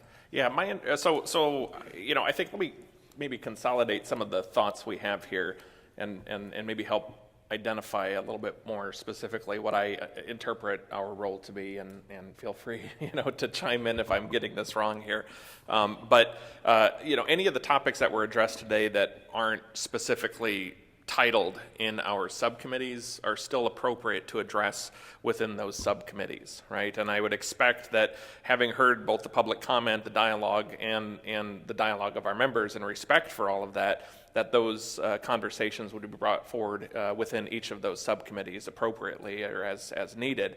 I also believe, and again, correct me if I'm wrong here, that as a committee, we can, at a point in the future, if we deem that as we're going through the review of the regulations, that we would like to, as a group, collectively establish another subcommittee, that we still have the flexibility to be able to do that. And if we don't think the issue has been adequately addressed, and then at the meeting on the 13th, if we're within our subcommittees and we don't believe that the public health and safety or track trace is being addressed appropriately, that we can always come back and make a recommendation to create a separate subcommittee on public health and safety and youth or whatever it is. And indeed, my understanding too, just taking that the next step, is that we would be able to do that regardless of this sort of rulemaking and regulatory process, because our role here is as an advisory commission to the Bureau. And so if we see, after we get through the more bureaucratic process of reviewing the rules and the recommended regulations by staff, that as we go into that and we see that there needs to be an ongoing committee related to youth and public health or track trace programs or public health and safety, whatever the case may be, that we can create these standing committees that are there to advise, or subcommittees rather, that are there to advise the Bureau throughout this process. Mr. Chair, I am confused because some of the things that were proposed don't fall under the jurisdiction of the Bureau. And so, excuse me, while it's a good conversation, the conversation is not going to where the rulemaking is happening. And so if it's health, it seems like the health committee, we should be going to those hearings, if they're having any. We don't know. But that's where a whole question of health and youth and those kinds of things are going to happen. And so just to discuss them here to make ourselves feel good is probably very ineffective.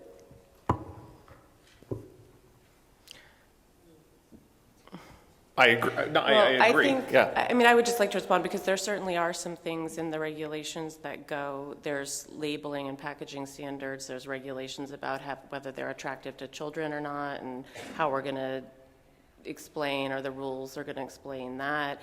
There's issues in the regulations about access to children into businesses, advertising that's appealing to children, and that's all under the purview of the licensing authorities and need input from us. And so I think we need, particularly before we assign committees, clarity as to which of the committees are addressing those specific issues about public health regulations and youth regulations that were part of the emergency regulatory process, and that the licensing authorities are charged with overseeing and promulgating rules. Oh, yes, Doctor. Well, I'd like to caution the committee here. We are an advisory committee to all three departments, which includes the Department of Public Health. You have just voted to focus the subcommittees on issues that are all related to the industry and you have voted against putting a subcommittee for public health and youth. Perceptions of our actions here are going to be very important, the perceptions of the public.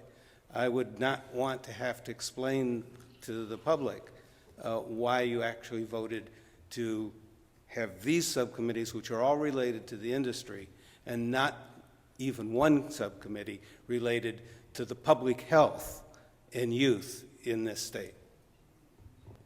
I'd like to add a couple of comments. I think if we recognize that we have 22 advisors on this advisory committee, each representing probably a different set of interests as it relates to the regulations. Dr. Cermak brought up an interesting point that the primary topics on the subcommittee are related to the industry. I think it's because of the industry that we have a conversation about all the other far-reaching topics. And it's one of the reasons why we do have 22 different advisors with 22 different backgrounds approaching this. If we were to make public health the primary focus, this really wouldn't go too far, or really wouldn't go anywhere. Another thing I think we all need to recognize is the fact that the regulations are already here. So if we were to start from scratch, if this was 18 months ago, 24 months ago, we were just starting to create a set of regulations, and we wanted to take everything into consideration, that would be a lot more of a time-consuming process. Because we already have a set of regulations in place, draft regulations in place, it's really about massaging those regulations and making sure all the different interests are taken into consideration. But foundationally, fundamentally, it really does start off with the industry and with the different sectors. If we didn't have that driving the set of regulations, there really wouldn't be an opportunity to even touch on some of the other topics that we've been discussing. I think if we move forward with the way everything is, and it's, for instance, public health is represented here, and that's the opportunity to influence the regulations as it relates to any one of the sectors, any one of the subcommittee topics. And kind of to echo what the chairman previously said, these subcommittees are general. They're the title, they're the topic, they're the general focus of the conversation. Nothing precludes any one of us, nothing precludes any subcommittee to have primary focuses or secondary focuses or third focuses within their subcommittee. And I think that's where public health considerations get taken into consideration, banking, taxes, all of the above. Mr. Chair, I just want to say, I agree wholeheartedly with Dr. Cermak's comment. I think perceptions really do matter. And I said it at the beginning, with all due respect to the comments here, regulating the industry is not just about the industry. And if you go to a community meeting in one of my districts, you'll hear the biggest concern is what's going to happen to our youth, what's going to happen to our communities. And a lot of that is education, but it's a concern that's valid. So I'm optimistic, though, with Mr. Bulbulyan's comments that we can still take all of these into account, and we should take all of these considerations into account, not just regulating the nuts and bolts of the industry, but making sure that our regulations are responsive to the concerns that are raised in communities and by public health experts. And we saw, in our advisory committee in LA County, we saw a real tension between industry stakeholders and public health stakeholders. That's going to continue. But it's an important discussion to have, and I'm hopeful we can have it. And I think the single biggest way that we can screw this up is to focus too narrowly on any one thing. We really have to be globalist about how we go about this. So I just want to express optimism and just say I think we can still do this, regardless of the vote. That was pretty, I don't know what the count was, but it seemed pretty even. But I think we can still do this. If I may, I just wanted to take a step back just for a moment here and read section 26014. Bureau shall convene an advisory committee to advise licensing authorities on the development of standards and regulations pursuant to this division, including best practices and guidelines that protect public health and safety while ensuring a regulated environment for commercial cannabis activity that does not impose public health and safety is primary as part of this mission, right? So calling it out, I don't think, no one here, all due respect, Dr. Cermak, no one here, I don't think, voted to reject the concept of public health and safety or our youth. because I think that's inherent in our mission, and in fact, the reason why this commission or this committee was created in the first place. And so I think we're all bringing that perspective forward. And so I can at least speak for myself, saying I didn't vote against public health and safety and youth. I assume that that's going to be part of this discussion throughout the process. And that, sir, which you had mentioned earlier as well, absolutely, that's our individual obligation to fulfill our role as part of that. And so I see that as the umbrella under which we operate, not necessitating a separate committee all by itself. With that said... Wait, I have one more comment. I think part of what's getting lost here is that the concerns for public safety and input into the regulations. So if there's someone who's an expert in addiction or public safety or the effects on public safety, that person needs to have input both on the manufacturing, on the retail, on the cultivation, on the distribution. And the way it's been divided here makes it impossible for someone with that expertise to provide that holistic input into the totality of the regulations. And so while we can address, the way it's set up now, someone with a public health background or a research background can only attend one of the subcommittee meetings in the morning and one in the afternoon. And it doesn't allow a holistic approach and an informed approach of the regulations on understanding the effect these regulations will have in general on the public. Thank you. Dr. Leff? Mr. Chairman? Well, I think that we can overcome that concern because all the subcommittees are going to come back to this advisory committee. This advisory committee then will have the opportunity to modify any of the subcommittee recommendations, and I would just recommend that we all be familiar with the entirety of the regulations and what recommendations we would have for all the subcommittees so that when they come back here, we can have that global conversation and we can modify any of the subcommittee recommendations that occur. And if there is a subcommittee recommendation that would require significantly more time and effort, we have that option as well. So I don't see the staff recommendations as precluding us being very,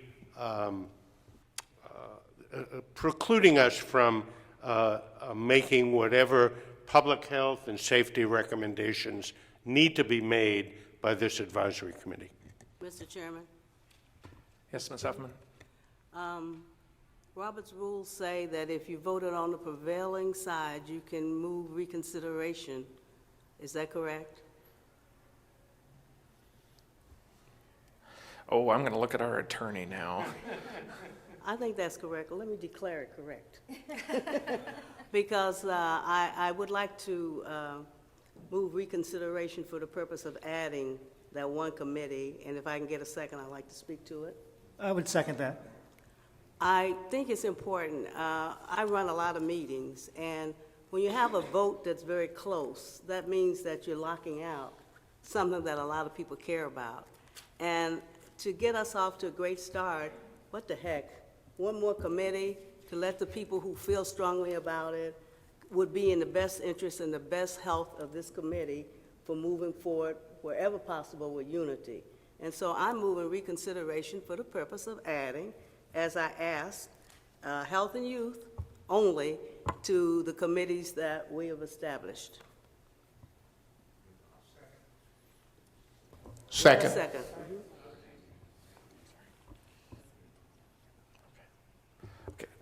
Yes. I would provide the primary rationale behind that, that if I were to go to any of these others, subcommittees, and suggest a recommendation which is specifically related to protecting youth.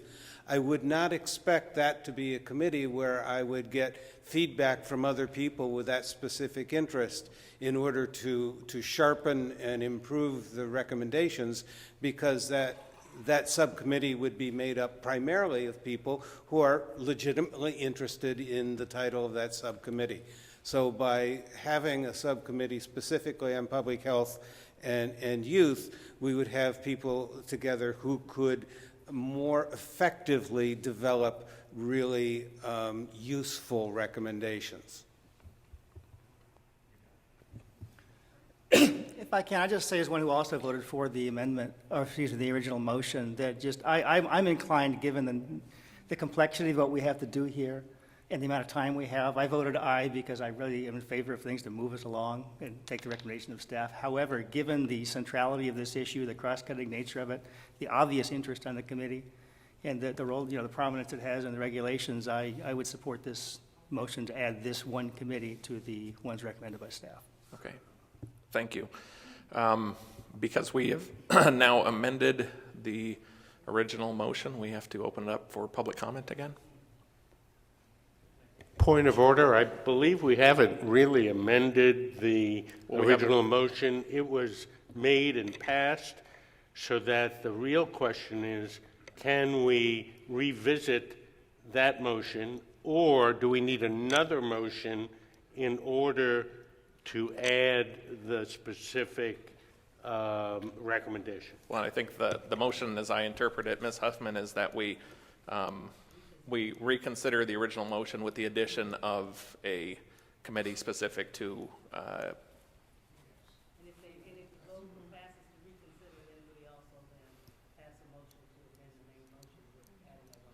Correct. But either way we do it, we still have to have public comment. Or do we have to Mr. vote the original Chairman? motion down first if we, and then do we Mr. have- Chairman, I have a question Yes, before ma'am. public comment, please. Yes, ma'am. Before we do this, I would like clarification to see Robert's rules, that it says we can do this, with all due respect to the advisory committee. If this is, I hope this isn't the path that we're going to be going when a vote is taken. And so I want to be sure on Robert's rules that it does in fact allow us to do what we're about to do. So if we could get clarification on Robert's rules, if someone could pull it up, I would appreciate that clarification. Why don't we do this? Why don't we take a quick 5-minute break and allow staff and council to help guide us through this process and see whether or not we have the flexibility to do what we're proposing. And then we'll come back immediately with a staff report on process and followed with public comment. Okay, so let's 5 minutes.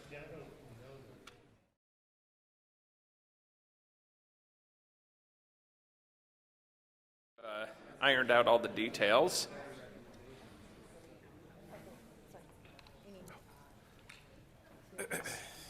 Okay, so I think we're ready to begin. I think we've ironed out the procedural issues here to move forward. Right, so we did check, and so the proper process would be for the motion for reconsideration, and then the committee would vote on that. If that passes, then you would go back and reconsider the original motion and vote on that. Thank you.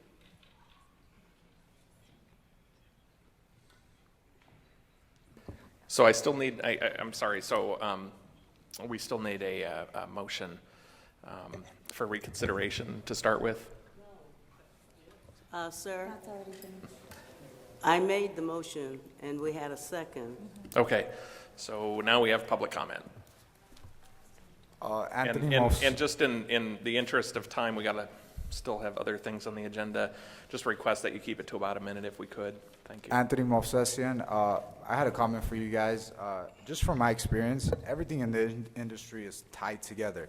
So I feel like if you guys, it's a little counterproductive to waste so much energy on just deciding which subcommittee, what, this and that. I feel like if you guys, whatever you guys do know, and do know for sure, if you guys pick a starting point and just start from that, everything like a domino effect will already, because it's all gonna pertain, like one thing is gonna pertain to everything pretty much. So that's my only comment for you guys. Thanks, sir. Thank you.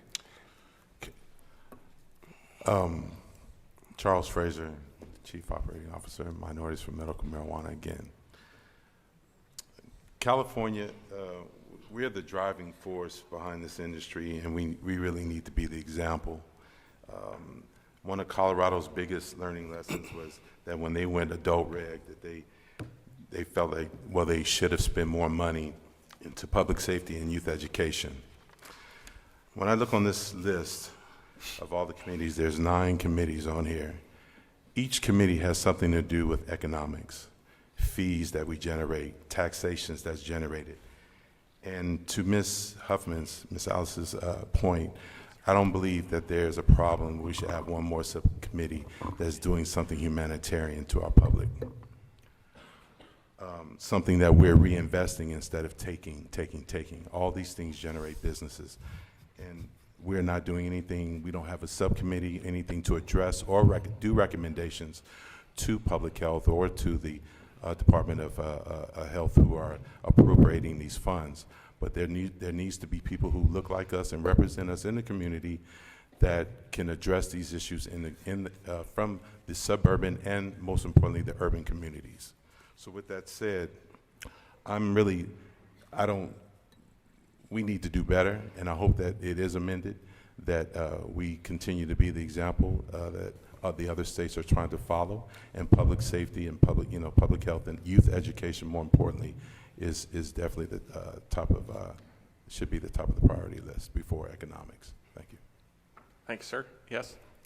With all due respect, I concur with the gentleman there. I think the committee wasted a large amount of time here because, Mr. Chairman, you clearly stated that any subcommittee can be created anytime by the committee. So it would just be tomorrow you could create any committee. I do support the amendment, the adjustment, but I would just put out to the committee here, the chairman has said, you guys can create a subcommittee anytime. So I don't think you need to be wasting time, whether it's going to be there or not. I would just comment on that.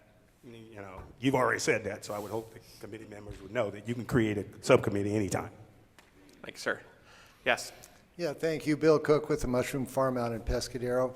I think I like this idea about what was suggested here. I think it's kind of a healing thing in this process. I also think that it might be an opportunity for a committee to address research more like you were talking about earlier. So that's my thought. Thank you. Okay, seeing no further public comment, we will go ahead and move to a vote. Mr. Papulian? Aye. Dr. Cermak? Aye. Mr. Clifford? Aye. Mr. Dombrowski? Aye. Mr. Farrow? Aye. Ms. Heidelbach-Teramoto? Aye. Mr. Harada? Aye. Ms. Huffman? Aye. Ms. Jacobson? Aye. Dr. Leff? Ms. Lynch? Ms. Nevedal? Mr. Nikita? Ms. Peck? Chair Ron? Aye. Mr. Stevenson? Mr. Sweeney? Aye. Vice Chair Todd? Aye. Ms. Williams? Aye. Mr. Woolsey? Nay. Mr. Wu? Aye. Ms. Yu? Aye. The ayes have it. The motion for reconsideration passes. Mr. Chairman, Yes, ma'am. I move that we now add health and youth, what is that thing called? Public health and youth as one of our committees. Okay, we have a motion Seconded. and a second. Any further discussion? I have one comment. I would argue that every rule that we make is a rule in favor of public health and safety. Otherwise, there would be no rules, and it would be a completely unregulated product. I don't think we need a separate public health and youth subcommittee. I have some level of experience to bring to each of these topics except testing laboratories. Unfortunately, I won't be able to make all of them. It's just the nature of being on subcommittees. You take your expertise in the and you put it in the best box that you can, you have those conversations, you bring everything back to the rest of us. That's my only comment on this. Thank you. Mr. Sweeney? Hey, let's go. All right. And believe it or not, we have one more opportunity for public comment. Anyone? In the interest of time, if you wouldn't mind just trying to keep to 1 minute, I'd appreciate it. I'll be real quick. Thank you, sir. Rich Miller, American Alliance for Medical Cannabis. I think that it's necessary to add a component to the health issue in subcommittee and to add research. Most of this up here is focused on the industry. Nothing in this is focused on the patients, and we need the research to move forward. I have tried working 10 years at the legislative branch to try to move this forward, and it has been left behind at all times. So I think it is imperative that we move forward and we consider research and development as the health subcommittee issue. Thank you. Thank you. Yes, can you hear me? At the last meeting, we commented on having part on the online where folks can optionally identify on an equity side, their ethnicity, black, white, whatever. I don't see that there now, and I hope you would have that. I think that's extremely important, and I think, that's just one piece that needs to be added to the website. It'll be optional, but that will help us greatly look at the equity folks, by ethnicity who are getting involved in this lucrative business. I also want to make a comment, and this might be something I can talk to the staff about, but we've created, and working with African-American males, to create a franchise in this industry where they will get their delivery. We're going to start with delivery and transportation, so they will get that. And then we, on the back end, as a franchise, help them with management, accounting, tax reporting, and all of that, so that they now know that I can go right now, and I got my license, I got my permit from the city, I can go forward. So I know I'm not going to be able to comment, but I'll just send this to that comment to the staff. Please do. All right, and the other gentleman sat down, so you're good? I just wanted to make a comment to the gentleman who said that public health is very, very important. Very, very important. I grew up, born and raised in Oakland, California, and I don't think it could get any more hood than that when it comes to maybe Compton or something like that. So although that we do possess different qualities of public health and is our interest, public health needs to be the main focus, needs to have one function and one brain committed to that period. Because there's education before economics, there's education before the breaking of the stigma of this plan. So if we focus on the education, then everything else will come to acceptance. Thank you. Okay. Seeing no further public comment, let's go through the roll call vote. Mr. Papulian? Aye. Dr. Cermak? Aye. Mr. Clifford? Aye. Mr. Dombrowski? Aye. Mr. Farrow? Aye. Ms. Heidelbeck Teramoto? Aye. Mr. Harada? Aye. Ms. Aye. Ms. Jacobson? Dr. Leff? Ms. Lynch? Ms. Nevedal? Mr. Nikita? Aye. Ms. Peck? Nay. Chair Ron? Aye. Mr. Stevenson? Aye. Mr. Sweeney? Aye. Vice Chair Todd? Aye. Ms. Williams? Aye. Mr. Woolsey? Aye. Mr. Wu? Aye. Miss Yu? Aye. The ayes have it, the motion passes.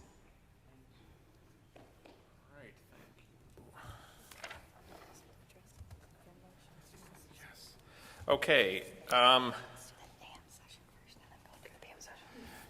just for clarification, we had a number of motions that were on the table before we got to this point that were proposed by different members throughout the afternoon. And just to clarify, those motions are now off the table. Is everybody in concurrence there? Okay, thank you so much.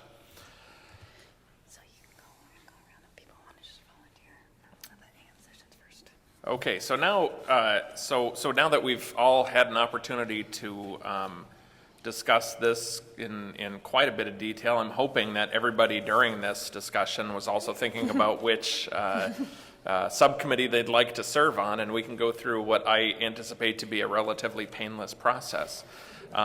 So why don't we start with the AM session, and please, as we go through this, recognize that ideally we would have a good balance of members across that, and if we don't need 15 people on one. And hopefully your expertise is cross-cutting. So if we could start with the gentleman at the end here, and for the AM session, everybody just speak up as to which subcommittee they'd like to serve on. Manufacturing? Just make one question or suggestion. Do we want to, it's obviously also possible to juggle the sessions between AM and PM. Like, I wonder if we want to get the people's top two choice, and then if it makes sense to move the sessions from AM to PM, we could, or. Well, like, is there a logic to unfortunately, we what's already in the AM adopted and the what's? document as is, so we'd have to go back and revise the, I don't know if we want to pick that scab, or if we just move on. One more point of clarification, Yes. is the public health use and youth subcommittee then going into the open spot in And the PM session, Thank you. correct. Okay, we have one for manufacturing. Moving on to Dr. Cermak. Enforcement? Microbusiness. Retailers? Manufacturing. Microbusiness, but Oh, I'm happy hang on, just, she's typing furiously. sorry. Can you please say your last name and then your committee, please? Okay. Member Farah? Manufacturing. Heidelbach Terremoto, microbusiness. Member Harada, Enforcement.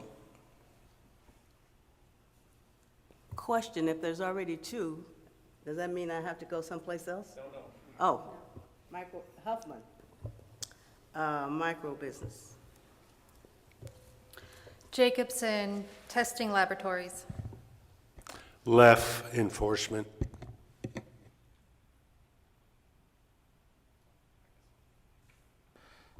Ron, enforcement.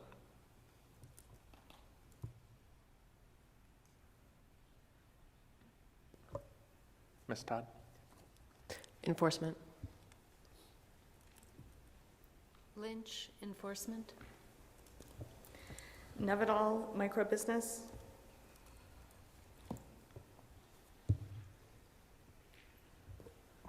Nikita Enforcement. Peck Manufacturing. Stevenson Retailers. Hey, hang on just a moment, sorry.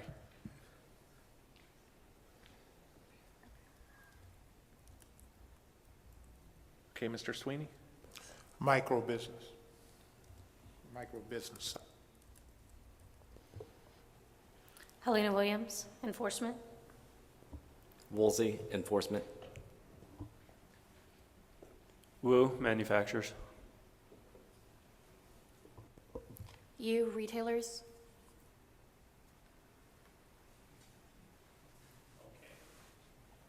All right, so we have every committee now represented. Aside from testing laboratories, we have Jacobson as the only representative on testing laboratories. Is someone willing to Mr. switch? Chairman, I'll be glad to switch from enforcement to testing laboratory subcommittee.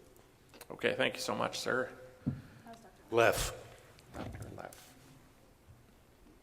Okay, well that was simple. All right, let's move on to the PM session. That's going to And we'll start again, sir. be interesting. Distribution? Oh, don't forget name. Bull Bullion Distributor? Cermak, I guess public health and youth. Good idea. Clifford Cultivation. Dombrowski Distributors. Farrow Cultivation. Heidelbach Terremoto Distributors. Harada, Licensing Applications. Huffman, Equity. Jacobson, Public Health. Left, Public Health. Ron, Equity. Todd, Equity. Lynch, Public Health and Youth. Nevidal, Cultivation. Nikita, Public Health. Peck, Licensing. Member Stevenson, Distribution. Peck, and I'm sorry, after Peck, Stevenson, Member Stevenson, Distribution. Distribution. Thank you.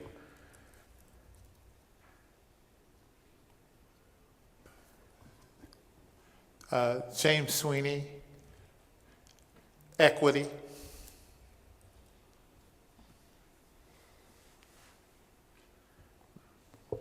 Helena Williams, Public Health and Youth. Woolsey, Equity. Wu, Distributors. You, Licensing Application.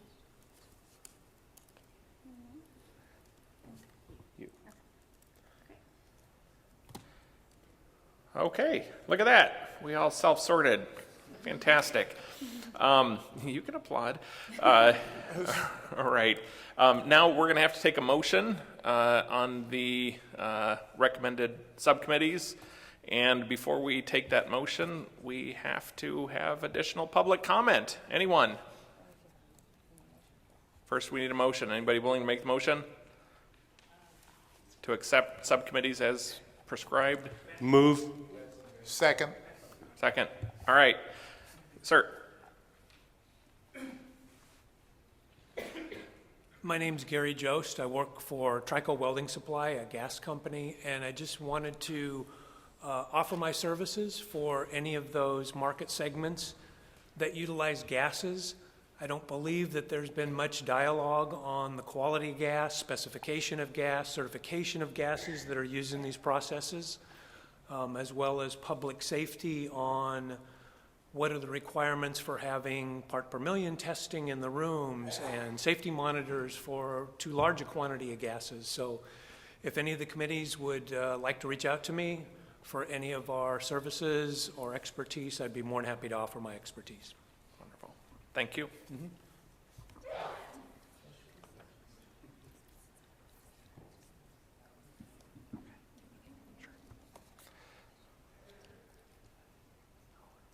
All right, let's go ahead and do a quick roll call vote on this.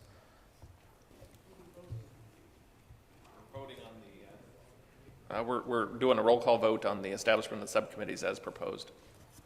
Membership. Aye. Mr. Bobulian? Aye. Dr. Cermak? Aye. Mr. Clifford? Aye. Dombrowski? Aye. Farrow? Aye. Heidelberg? Aye. Harada? Aye. Huffman? Aye. Jacobson? Aye. Leff? Lynch? Nevidal? Nikita? Aye. Peck? Ron? Aye. Stevenson? Aye. Sweeney? Aye. Todd? Williams? Aye. Woolsey? Aye. Wu? Aye. You? Aye. Motion carries.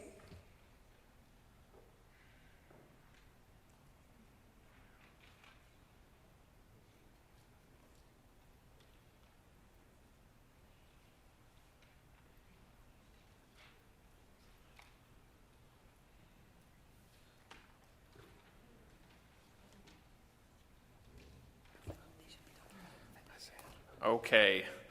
Gosh, we're almost there. Okay, so now next we're dealing with 6B2, discussion recommended issues, topics, and themes for each subcommittee to address. I know we've had a fairly robust conversation on that and sort of leaked into earlier agenda items, but do any of the members have any issues or topics specific to any of the subcommittees that they would like to, or themes that the subcommittee should be addressing outside of what's already been discussed here?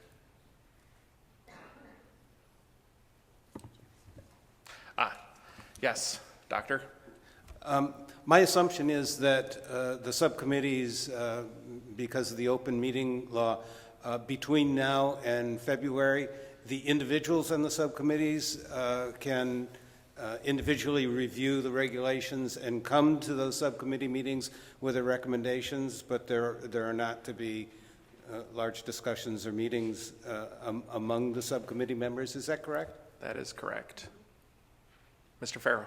Only question I would have is this an appropriate time to suggest a placeholder for an additional date between the 15th and the 13th of February and the 15th of March? Should we need it? Now would be the time. If we get to the 13th of February and have to make it, schedules will have filled, and so I would entertain making a motion, if it met everybody else's, to add a date in between if needed, since we're going to have an in-person meeting. Okay.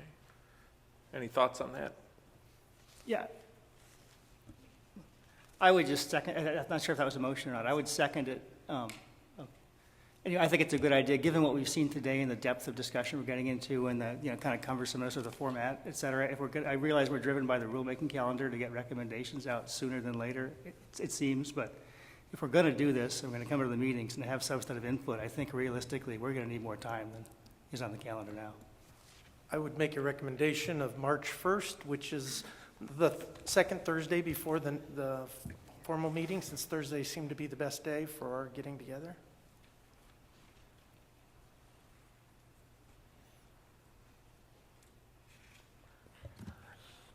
I will second that date. Just a quick clarification on your motion. You're suggesting March 1st. Is the motion that it's just March 1st, or that that's this recommended date and that the chair could select another date as necessary based on, feedback, whether or not people can attend for a quorum and facility availability and whatnot? If it gives peace of mind to our chairman to be able to have the flexibility to move the date to accommodate a quorum, I'm happy to adjust it, but I'm offering March 1st as a first place offer.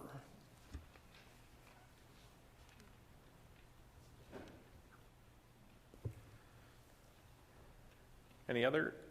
Okay, the only issue is going to be logistics. I think the staff need an opportunity to find a venue if we're going to do it here in Sacramento again on March 1st, to be able to secure a venue. So I'd say if we do have a motion on it, it's contingent on staff being able to find an appropriate venue given the timing of all this.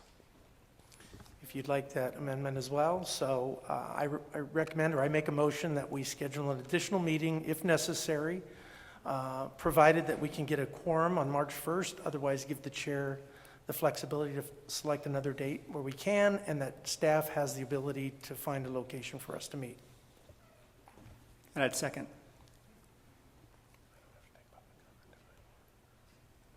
I know you're all surprised, but any public comments? I just want clarification on one point. On the subcommittees, will the agendas or times that they're going to meet is going to be published, like you guys have the meetings here? And then will we be able to give any input prior to those meetings, or do we just have to do public comment at those subcommittee meetings? Is that clear for me? Typically, you give public comment at the meeting. Of course, you can always send things to the BCC email, and Bureau staff looks at those issues, looks at whatever's coming in. And how will we know that what you looked at, will you confirm that that got passed on to the specific subcommittee?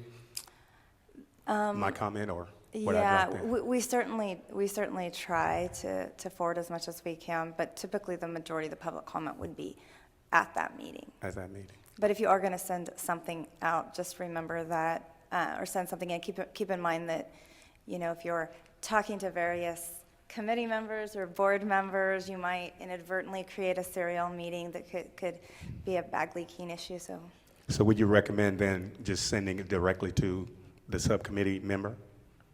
No, so if you are trying to engage in conversations with any of the board committee members, just understand though that you could be accidentally creating a serial meeting if you're contacting multiple of them. So you can always send something to the board office, the Bureau office, not the board office. And then you'll just reply that you've sent it? We'll You'll give us acknowledge some that we've confirmation. received it, and then we'll process it according to the Bureau's processes. Thank you. Mark Whitlow, I would recommend that you have a legal appointee at each of the subcommittees to help them get the rules right and keep them in focus on what they can and cannot do. Mr. Chair, clarification, when we meet again, we're going to be meeting in subcommittees, right? So we'll all be in some room somewhere at some facility where people can have access to our subcommittee meetings if they want to. Okay. Yes. Mhm.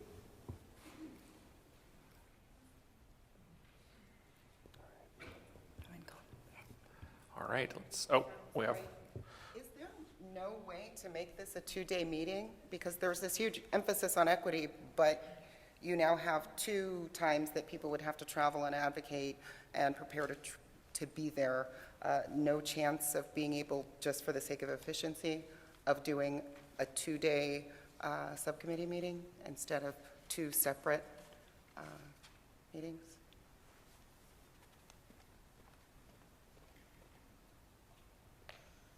I'm guessing that's probably a no. All right, so I think we'll take a roll call vote on the motion on the table. Bobulian. Aye. Cermak. Aye. Clifford. Aye. Dombrowski. Farrow. Aye. Heidelbach Terremoto. Aye. Harada. Huffman. Aye. Jacobson. Leff. Aye. Lynch. Nevedal. Nikita. Aye. Peck. Aye. Ron. Aye. Stevenson. Aye. Sweeney. Aye. Todd. Williams. Aye. Woolsey. Aye. Wu. Aye. You. Aye. Motion passes.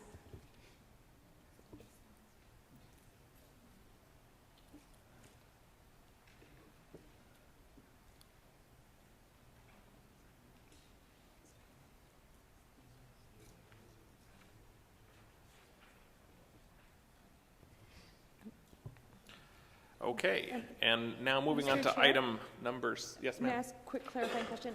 Who will be responsible for setting the agenda for the subcommittee meetings that are coming up in February, since we do not have chairs developed yet? The chair and vice chair will be developing the, They will be developing it in action when we get there and elect a chair and a vice chair, because that doesn't happen until the February subcommittee meeting. So if the chair and the vice chair, or you mean yourself and Yeah, Tamar, my sorry. apologies. Thank you. Can I just make a comment?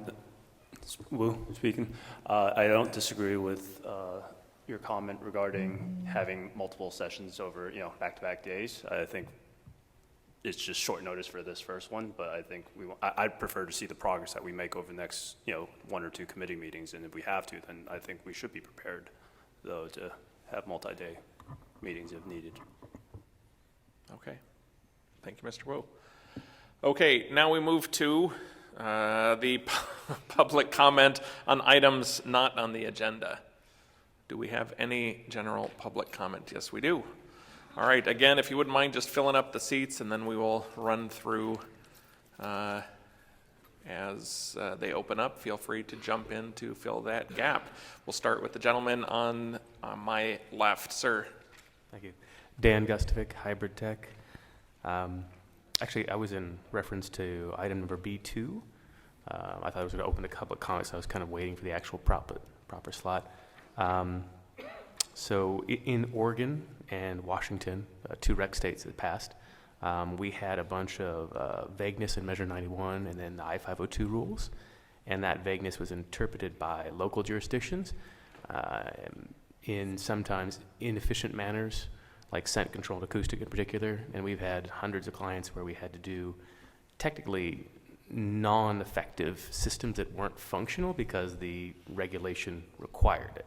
So just wondering which one of the committees would be addressing, because it does say, the current measure that says you must control scent and you must control sound, but it doesn't have specific requirements that would then assist the counties in not putting overly burdensome legislation. So that's one thing. And also, there's just further definition, like the gentleman from the gas company, like Oregon Measure 91 has LEL detectors, lots of other items to make sure that you're in OSHA compliance and you're not asphyxiating and on and on and on and on. Having those items in the governing rules assists the local jurisdictions in not having to overburdensome and sometimes ineffective. So that was kind of one thing. And then the other one was CEQA. I just had a quick question about the internal BCC CEQA process being the governing agency in this situation. It sounds like if an EIR is not written by the jurisdiction, then the governing agencies will be doing CEQA approval. And so there must be some sort of CEQA process for the BCC. So two separate questions. Or technically, I guess those are comment questions. Are those answerable? Yeah, so we're just taking public comments right now. So we can't really engage in the back and forth here. I apologize.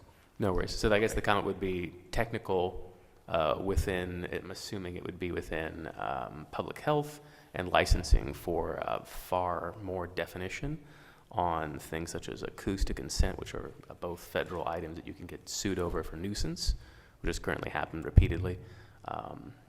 And then further definition of the CEQA process, which is kind of more of a BCC aimed item, so that people understand all clients must have, CEQA approval, but just having understanding of how the internal BCC CEQA application process works would be main recommendations. Okay, thank you very much. Yes, ma'am. Okay, my name's Amber. I'm a cannabis advocate. I also work at a dispensary. I'm here just to touch a little bit about the medical aspect. It seems like as we're geared more towards the retail, we're really, really losing sight of medical patients and how this is affecting them.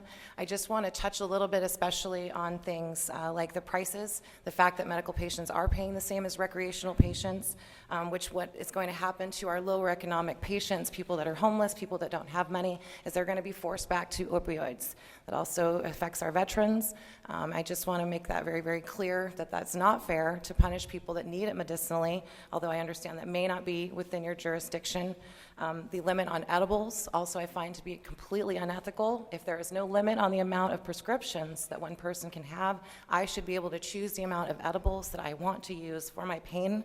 I also want to talk about the 1 acre cap. The fact that a farmer who is farming can only have 1 acre but unlimited permits completely monopolizes this system and makes it open towards people with more money. And I really, really disagree with that. It's punishing the small farmers. These people have to pay lots and lots of money to provide a product that comes with compassion, and by making it retail, you are taking away that compassion. So I just want to touch on that, just to let you know that medical patients are here and that this is very important to us. So in making these decisions for the regulations and everything moving forward, please don't do it hastily. Please take your time and please involve the community. Please involve the people that are paying the permits, the people that are going to the events, the people that show up to these meetings, the people that can't come to these meetings. It's very, very important to get your feedback from the community that are really, really affected and need medicinal marijuana, not recreationally. Thank you. Thank you. Chief Ajax, committee members, good afternoon. Thank you for being here, and thank you for all your work. 2 questions from a retail point of view. I guess they both boil down to the excise tax and the mechanics on it. First, for inventory held prior to January 1, we're having questions. I represent Purple Lotus Patient Center. I'm sorry, I'm an attorney in the Bay Area, and we're located in San Jose. Just want to get that out. But for inventory held prior to January 1, I assume that there's going to be one lump sum payment from the retailer to the distributor for the excise tax when it's due, I think next month. And we're having issues with giving that a lump sum to a distributor that, maybe we haven't done that much business with. So just the mechanics on that and getting that straightened out, because most of this inventory they had prior, to January 1, it was arm's length. They got it from vendors. The retailers got it from other vendors. So I don't see why the retailers can't go ahead, and especially if they have a distribution license, remit the excise tax on that first time around on the initial. Just wanted to bring that point up. And also, another point is that right now, retailers are receiving product that isn't necessarily, packaged and labeled correctly, and it's coming from a distributor with a distributor's license, and we're having, to take on what's called bulk, and then package and label this. So do we become a distributor? We have a distributor's license, but does that make the transaction then non-arm's length because we're jumping in the shoes of repackaging because there's plenary powers to the distributors for packaging and labeling? So it's just mechanics on the excise tax, I think, have to be ironed out, I mean, a little bit, because I'm not reading any answers to those questions in the regulations and laws. Thank you. Thank you. Good evening now. My name is Anthony Rhodes, and I am the president and founder of Arrive GPS. We are a GPS fleet tracking company.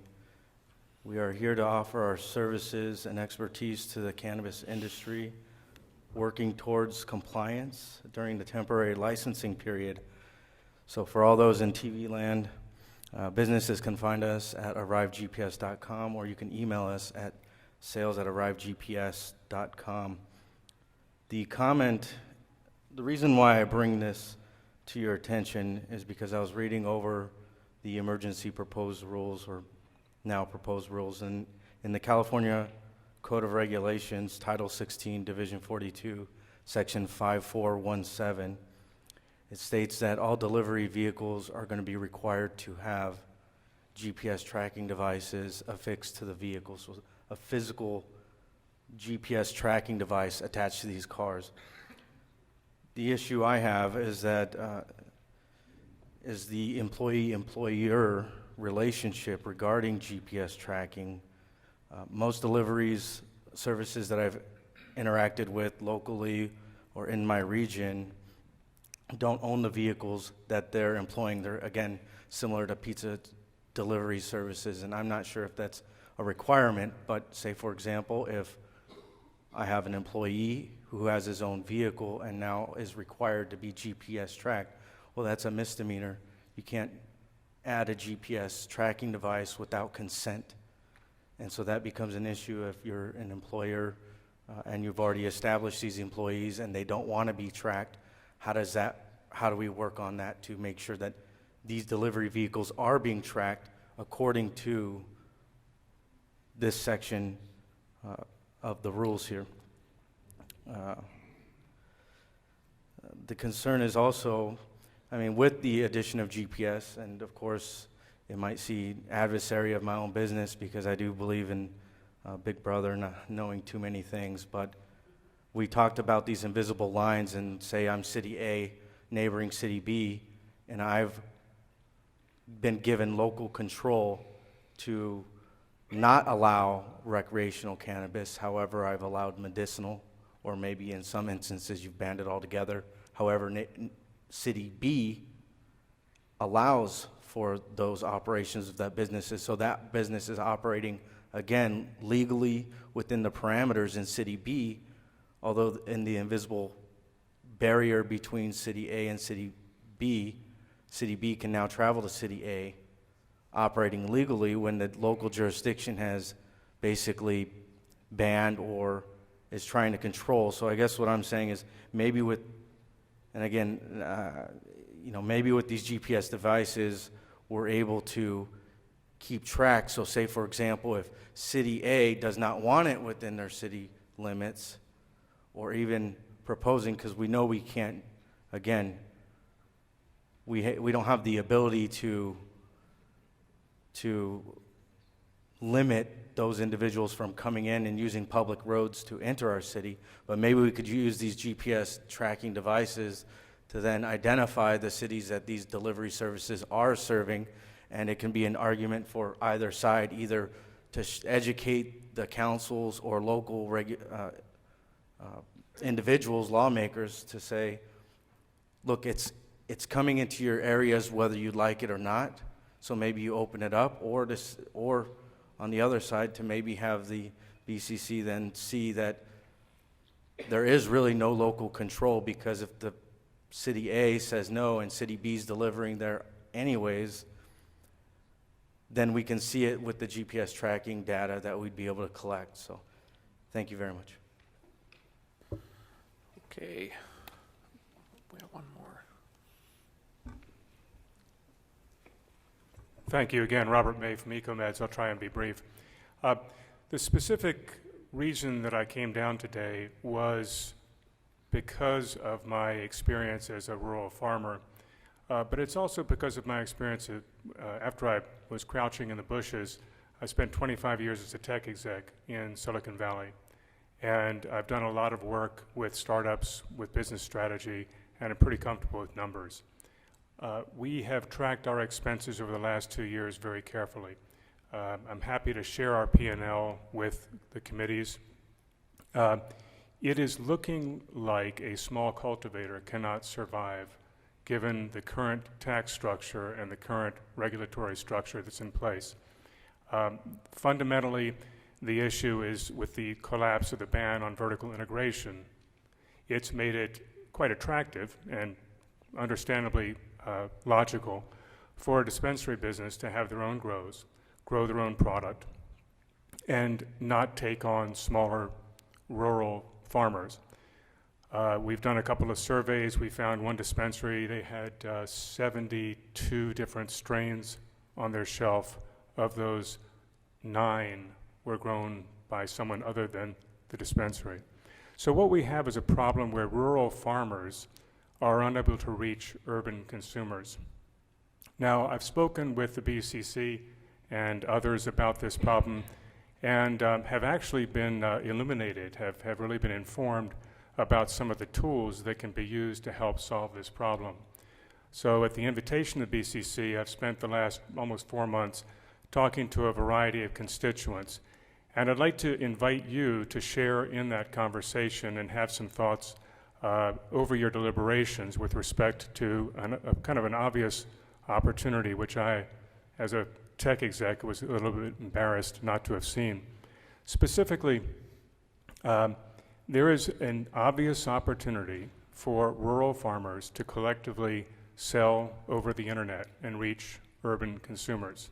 And in fact, the regulations, the emergency regulations, permit that, although there is ambiguity in the regulations, and there are specific issues in the regulations that make it economically challenging. And specifically, I'd like to spotlight the limitation of $3,000 on a retail shipment and the requirement that employees of a delivery service have to be direct employees of that delivery service.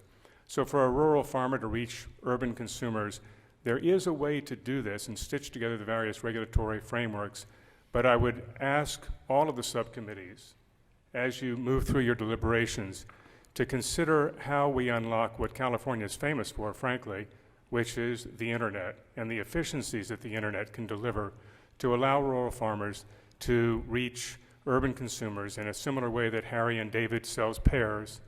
We ought to be able to sell tested, compliant, legal cannabis to consumers and allow small cottage industries to survive and prosper.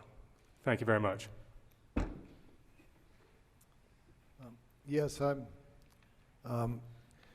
wanted to speak just briefly in support of the microbusiness license and seeing that as a real tool for social equity, social justice. And so I'm just asking you guys to do as much as you can to support that particular license type for those reasons.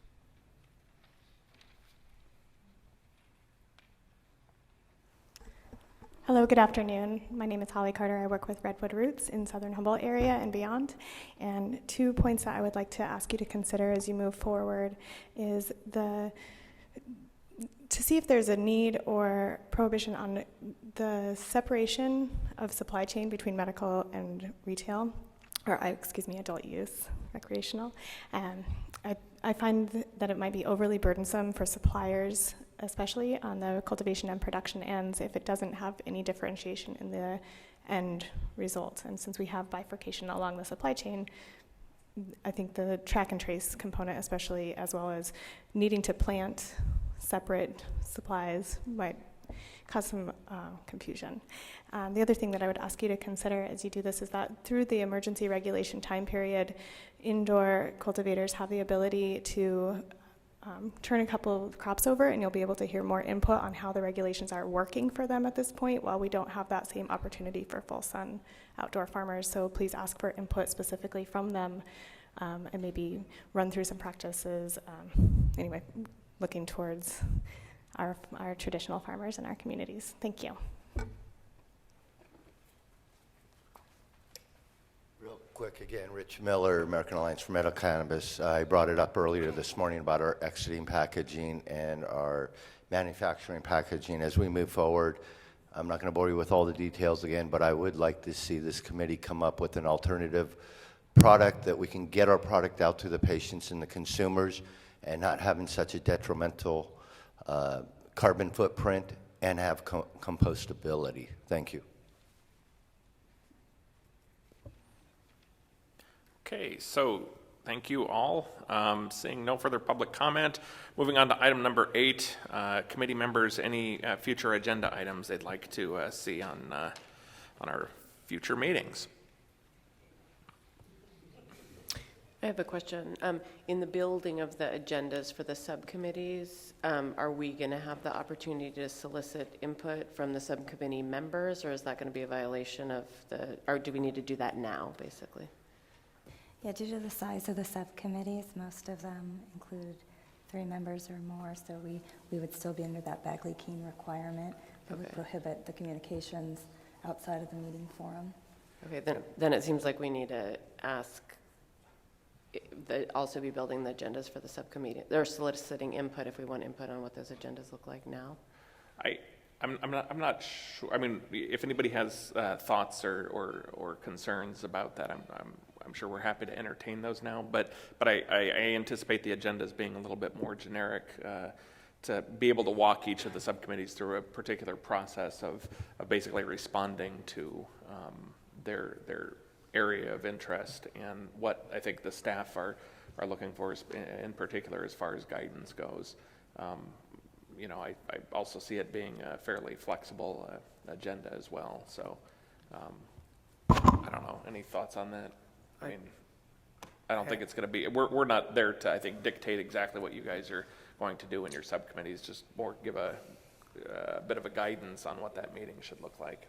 Those will still be public agendas. Right. That will have agenda items, and you won't be able to go, just like these meetings, beyond the bounds of those, because for most of the subcommittees, because of their size. Yeah, and just to follow up too, the document that we reviewed and approved has a lot of those sort of guidelines and recommendations in there, so that'll help us sort of all look at that prior to those meetings to be able to understand what the directive is for the subcommittee.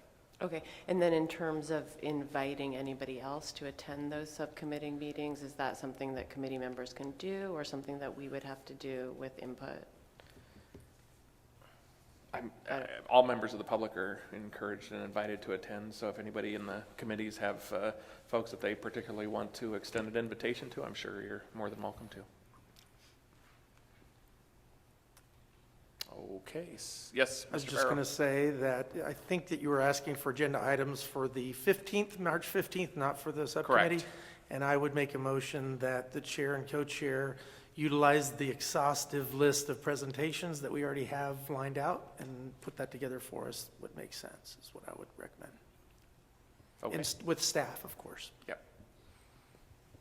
Good. I don't think we need a motion on that since we've already approved the list, so I think we're good. I guess on that note, do you need to understand from us what we can lend for those informational meetings? I don't think so. I mean, I'm assuming that you know, the staff will come up with a report. If we have an item on the agenda, staff will prepare a report and then bring in any experts to speak on that issue. And then I'm assuming that each member, if they have a qualified position or you know, information on that, would be prepared to present that at the meeting. So just come prepared to discuss the item. I think that's as far as it needs to go, yeah. Mr. Chair, for clarification purposes, the agenda item that you're looking for, is it more general agenda items or specific topics of discussion? I'm not looking for anything. Oh, I no, no, didn't I mean- create the agenda for today. Typically, I'll tell you, we'll end a lot of our meetings this way in different committees and so forth, and it's just if there are burning issues that have come up that, you don't anticipate being seen on the next meeting, or if there's an urgency matter or, a specific topic that's folks would like to see, then propose it and we'll add it to the next agenda. Sure, for instance, education for the local municipalities, something like that. Sure. Okay. So can I add 3? 2 of them. One will be the education for the municipalities. I think Ms. Ajax and the Bureau and staff have done a phenomenal job of implementing or administering the application process at the state level, but I think there is a really big disconnect at the local level, municipality level.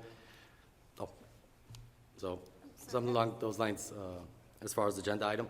Okay. To be able to discuss it and maybe possibly create some sort of educational forum, educational series for the municipalities to understand what's available to them as far as resources, and for them to be in line with the state, because right now the municipalities are pretty out of sync with the state. So how BCC might be able to help support local municipalities and Yes. forums. Okay. And also, a second item would be the medical versus adult use. The medical program in the state has been protected, but there's a big misunderstanding that a simple doctor's recommendation qualifies the patient or the purchaser as a medical purchase and not an adult use purchase, and not the fact that you have to go get a county card to be considered a medical patient, which sort of has the potential of creating a de facto adult use program without medical, unless you go through the county and register for a county card.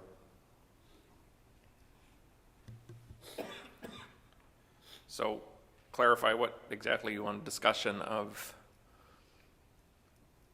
the medical card process and how it, with I the think county. just a general discussion between the medical and adult use program, and what qualifies as medical, I guess everything else qualifies as adult use. Okay. Yes. So far, I think there's been a lack of lack of messaging from the state to the population about specifically what the law says at this point. So there's, I think, a great deal of ignorance among the population about what the law is. And there's also been some messages from particularly the Office of Traffic Safety, which may not be consistent with the messages that the Department of Public Health wants to make.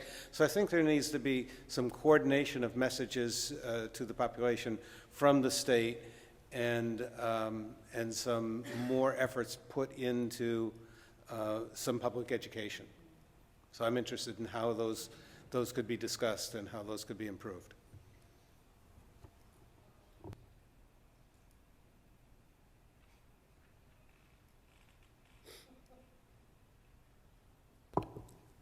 Yes.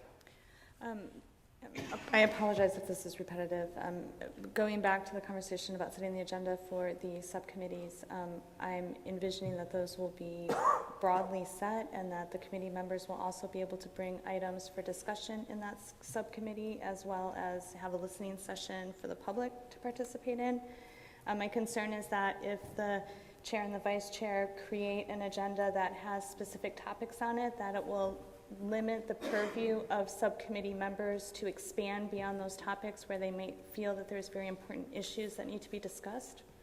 Yeah, no, we're not setting your specific topics for discussion. We're just setting the framework for how the meetings would proceed. Thank you for that Yeah. clarification.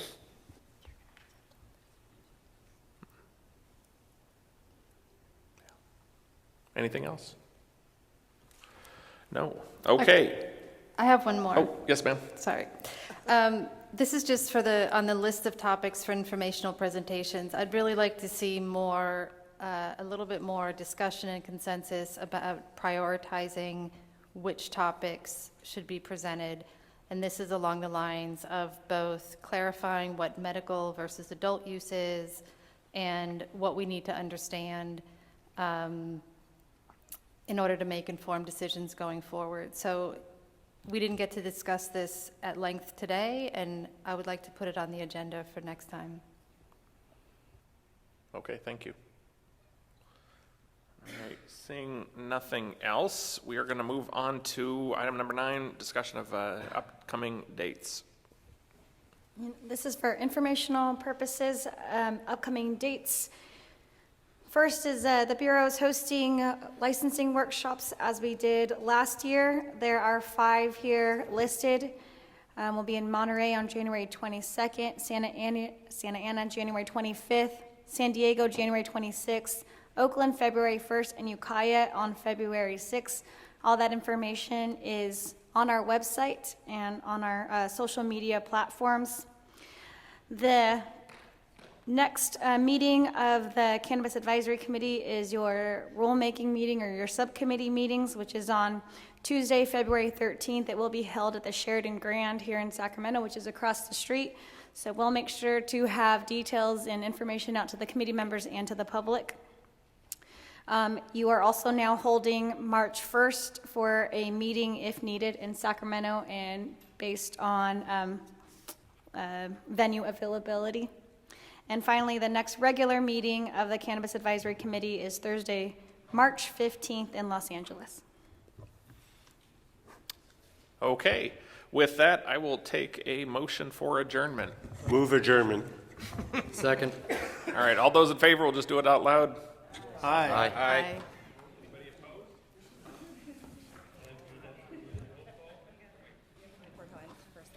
We have to do a motion, Mr. Farrow. Who's the second? I made a motion. Second. A motion to adjourn is, according to Robert's rules, they're always in order. You don't need a second. All right, we unfortunately, we have to do a roll call vote. If we're going to do a motion. You don't have to. Oh, just withdraw the motion, and then I'll just adjourn the meeting. How about that? Withdraw the motion. Oh, perfect. Let's just call it a day then. You got to do the roll call.